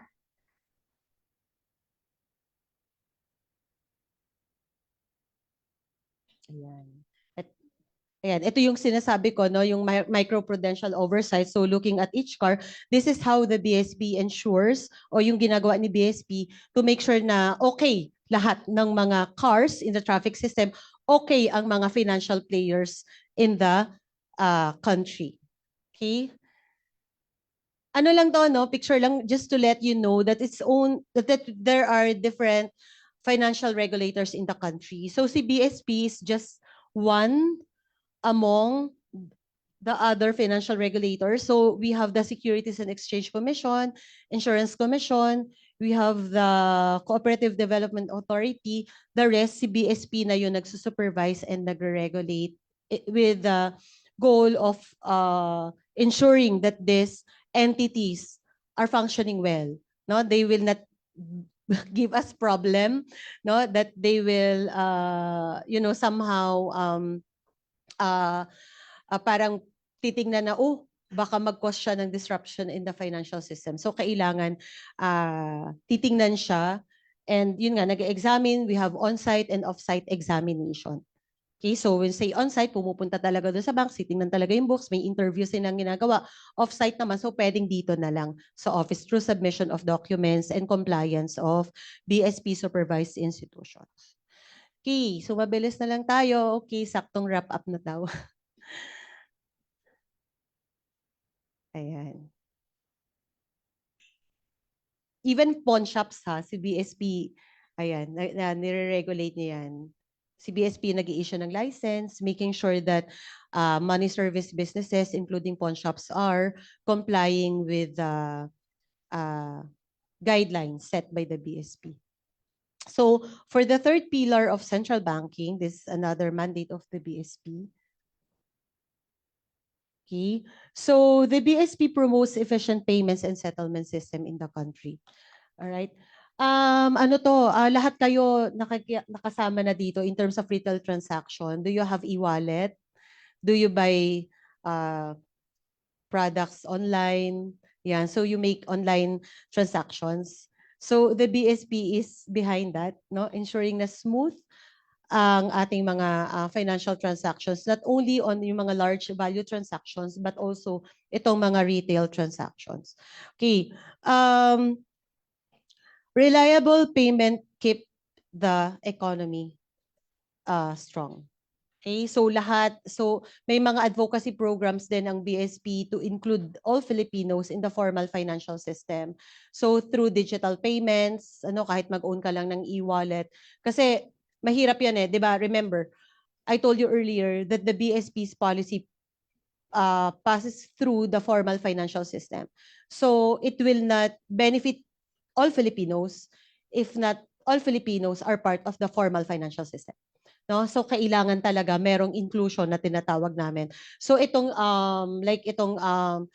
kailangan namin ma-encourage yung everyone, lahat ng mga tao to at least own one formal bank account, or if not kahit e-wallet, due to proximity, some like in the provinces they're too far from one bank branch, so at least through digitalization that service will somehow reach them. Now, so how does the BSP promote safe sound and efficient payment system, which is essential to the financial stability in the country. So operationally, the BSP performs the following role in the payment and settlement system. So BSP is the operator of the peso real-time gross settlement or RTGS, so much ano, too wordy. So ano yan, kasi yung mga banks, for example, they have the demand deposits with the BSP. So you can imagine Bank A having a transaction with Bank B, how they can settle each other. No, so they will just send electronic instruction because through their demand deposit account. For example, ako, sa baba, UCPNB, right? Pero ako, ang payroll namin is through Land Bank. So, for example, offline yung bank ko, nag-withdraw ko from PNB. Di ba? So, paano nangyari na the PNB binigyan ako ng pera? So, it's like PNB, Land Bank owns PNB, let's say 1,000 pesos kasi nag-withdraw ko. So, how are they going to settle it? It's through that system, the RTGS. So, it will just give an instruction through that system, instruction to the BSP. So, Land Bank pay PNB 1,000 pesos because Land Bank clients withdrew that 1,000 pesos from you. So just that's an example, but you can imagine the large value transaction that's going through the system, that the settlement goes through that RTGS, okay, that the BSP owns and operates. And the BSP provides credit facilities to banks as a lender of last resort. Yan, kapag yung mga banks may mga short-term needs, emergency needs for liquidity or money, so they can go to BSP to help them. Kasi ayaw natin may nagsasarang bangko. No? Ayaw natin may nangyayari yun because they can send signal or out of context yung mga tao na okay, natatakot na akong magbangko. And we don't want that to happen. Okay? So, the BSP is the overseer of the payment and settlement system in the country for your information. Okay? And the BSP initiate changes and reforms for the financial system. Yan. So halos natapos ko. Actually, this function of the BSP has been formalized through different legislation. No? So we have the National Payment System Act. Okay, and then of course the amendment of the Central Bank Act, no? Yung 'di ba yung nauna kasi meron Central Bank Act, but recently it was amended through RA 11211, no? So basically it expands the regulatory power of the BSP in this context. Okay? So ayan, yung next slide ko, ito na yung last talaga, no? Ano na siya, yung BSP is also known for other functions. So ito yung mga key functions si BSP. So after presenting to you the price stability objective of the BSP, primary mandate of the BSP is to promote price stability, and another mandate is to promote financial stability and also efficient payment system in the country. So ito rin yung ibang mga siguro mga popular na alam ninyo na ginagawa ni BSP. So ang una dyan is the BSP is the issuer of money. Of course, kung hindi si BSP yung nag-issue, so it's counterfeit. Okay? And the BSP is the manager of official reserves. So nandyan yung mga gross international reserves, lahat. So nakatabi lang yan dyan, nakapark, reserve nga siya. No? So in terms of shocks, no, financial stocks, for example, ano ba yung mga shocks na yan? You know that we are transacting with the rest of the world, no? We trade. So we should have enough buffer, example of foreign exchange. So in case that the financial system runs out of it, may reserve si BSP. Okay, so nandyan lang siya, it's reserve. Okay, and another one is the Bank of Banks. Can I explain to you earlier? So if the banks will have short-term emergency needs for liquidity or kailangan nila ng pera, so nandyan si BSP, no? It's part of its key function. And also, the BSP is the official depository and advisor of the national government. Yung national government, it maintains deposit with the BSP. Tapos yung advisor naman, di ba, the BSP influence the supply of money in the country. So for example, may mga foreign or domestic borrowing ang national government. Any borrowing kasi it will inject or add liquidity or money supply in the country. For example, umutang tayo somewhere ng 100 trillion pesos. So that's additional money coming into the system. So that could be inflationary kapag hindi, di ba, ang daming pera eh. Kasi the money gives you power to spend. The more money that you have, di ba, ang tendency gagastahin mo kasi. So kailangan i-manage yun ni BSP, no? So kanina na-explain ko yung sa monetary policy aspect ni BSP. At yung lastly is the BSP determines the exchange rate policy in the country. Right now, we have a market-determined exchange rate in the country. So kanina I've been mentioning about some advocacies ni BSP, no? Pinipigilan na ako ng screen. Wala na, patay na. Ayan. So, ano lang yon na-mention ko about financial inclusion and also yung department ko kasi yung sa FLO, we are also promoting financial health in the country. Kanina, mention ko yung pera, ang mga Pilipino, once you have the money, money is there to be spent. Hindi naman ganon, no? So, you have to manage your money on a personal level and prepare for emergency. So, yung financial health. Isinigit ko lang yung kaunting yon, ano? Sorry. Actually, tapos na po talaga. Totoo na siya. Ayaw na lang. Ayan, so thank you. So we have a SOCMED presence pala. So you can follow us. This is our legit page. Thank you so much. Thank you so much, Ms. Ang, for sharing the 3 pillars of central banking. I believe we have just one question. So we can entertain one final question from the floor. Yes, please, sir.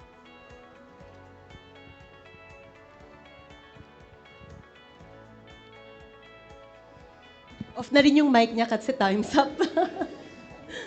Okay, ito na lang. Hello. Okay. Hello. So good afternoon, Ms. Sharon Ang. My name is Kenzo Carlina from the University of Santo Tomas, Data Science and Analytics po yung program po. Woo! Okay. Yes, hooray. So I found your talk about the role of the BSP score functions really insightful, no? And I guess one really helpful analogy, no, when it comes to understanding the RRP, or I mean yung policy rate, no, which is yung reverse repurchase rate, yung correct jargon dyan, I believe. Yung analogy that really helped me to understand it is to look at it like a speed limit, no? It serves as a point of reference for the cars. It doesn't necessarily directly directly control the speed of cars. It just decides how easy or expensive money can be, no? And it ties really well with the analogy of the traffic system sa financial stability concept. I mean core function, no? So my question is, since the BSP is forward-looking, not reacting, no, how far ahead does its interest rate decision typically price in versus what the market is pricing into PHP forward rates? Okay, so thank you. Ang hirap naman na, EG Maggie, sagutin ko as much as I can, kasi mukhang kailangan ng expert dito. But in terms of the monetary policy of the BSP being forward-looking, so if you, I don't know if heard about it, at least we have an inflation target set until 2028. So we have a 3% target with a tolerable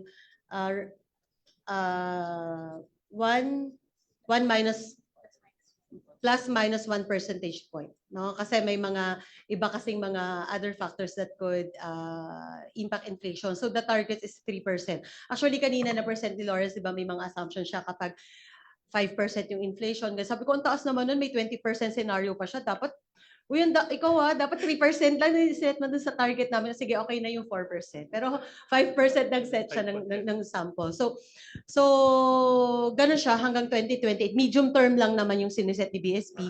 And then, at least 6 times a year, nagmi-meeting yung monetary board members to assess based on data, gumagamit na rin ng big data, economic data, financial data that we have to assess.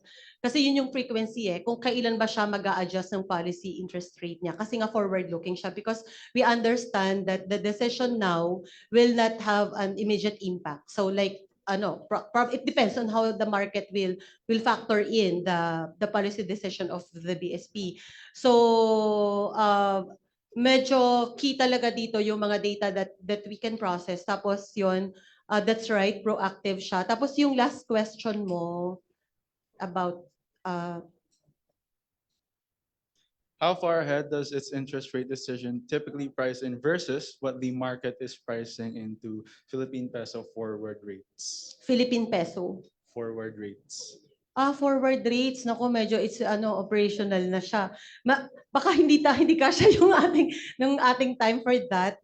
Pero sige, paano ba? Gusto ko ibigay yung mga references. We have specific sections sa website namin and we have parang mga sa treasury yata ito, sa treasury side. So medyo mahaba siya. But on the pricing, kasi yun nga, it depends on the market, on how soon it can reflect. Kasi kaya nga, it's key that the financial system is stable. So, ayun, yung lag niya, siguro mga 1 year, kung gaano ka soon, 1 year, 1 to 2 years, mga ganyan, ganun yung range niya. Kaya nga, kapag may disruption in the financial system, we're afraid that it can take longer, pero sana hindi naman ganun yung mangyari. So, yun. So I hope that somehow I was able to address that. But on the operational about the forward rates, medyo mamaya usap tayo. I'll lead you to that specific section in our website. So AG Magi ba, nagvo-volunteer ba siya? So mamaya usap tayo. Thank you po. Okay. Oh yes, I agree. Mahabang usapan mo siya. Thank you, sir. Thank you, Ms. Ang. I think madami pang tanong pero mas madami yung hungry na. So, sorry guys, we have to cut the Q&A but don't worry. Flexible kami. So you may send your questions via the QR code and just please indicate your email address and we will definitely get back to you. So, for this concludes our morning learning sessions and we will now break for lunch. You may proceed to the buffet areas and bring your plates back to your desks. To our viewers on Facebook Live, our stream will pause during the break and please join us again when the program resumes at 1 p.m. Thank you everyone. Enjoy your lunch.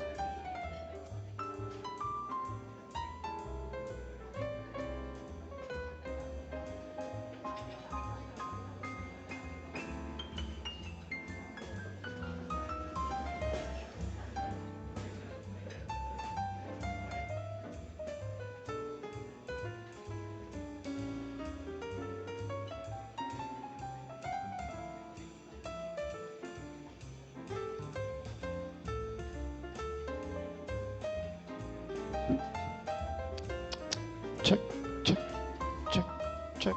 Hey, test.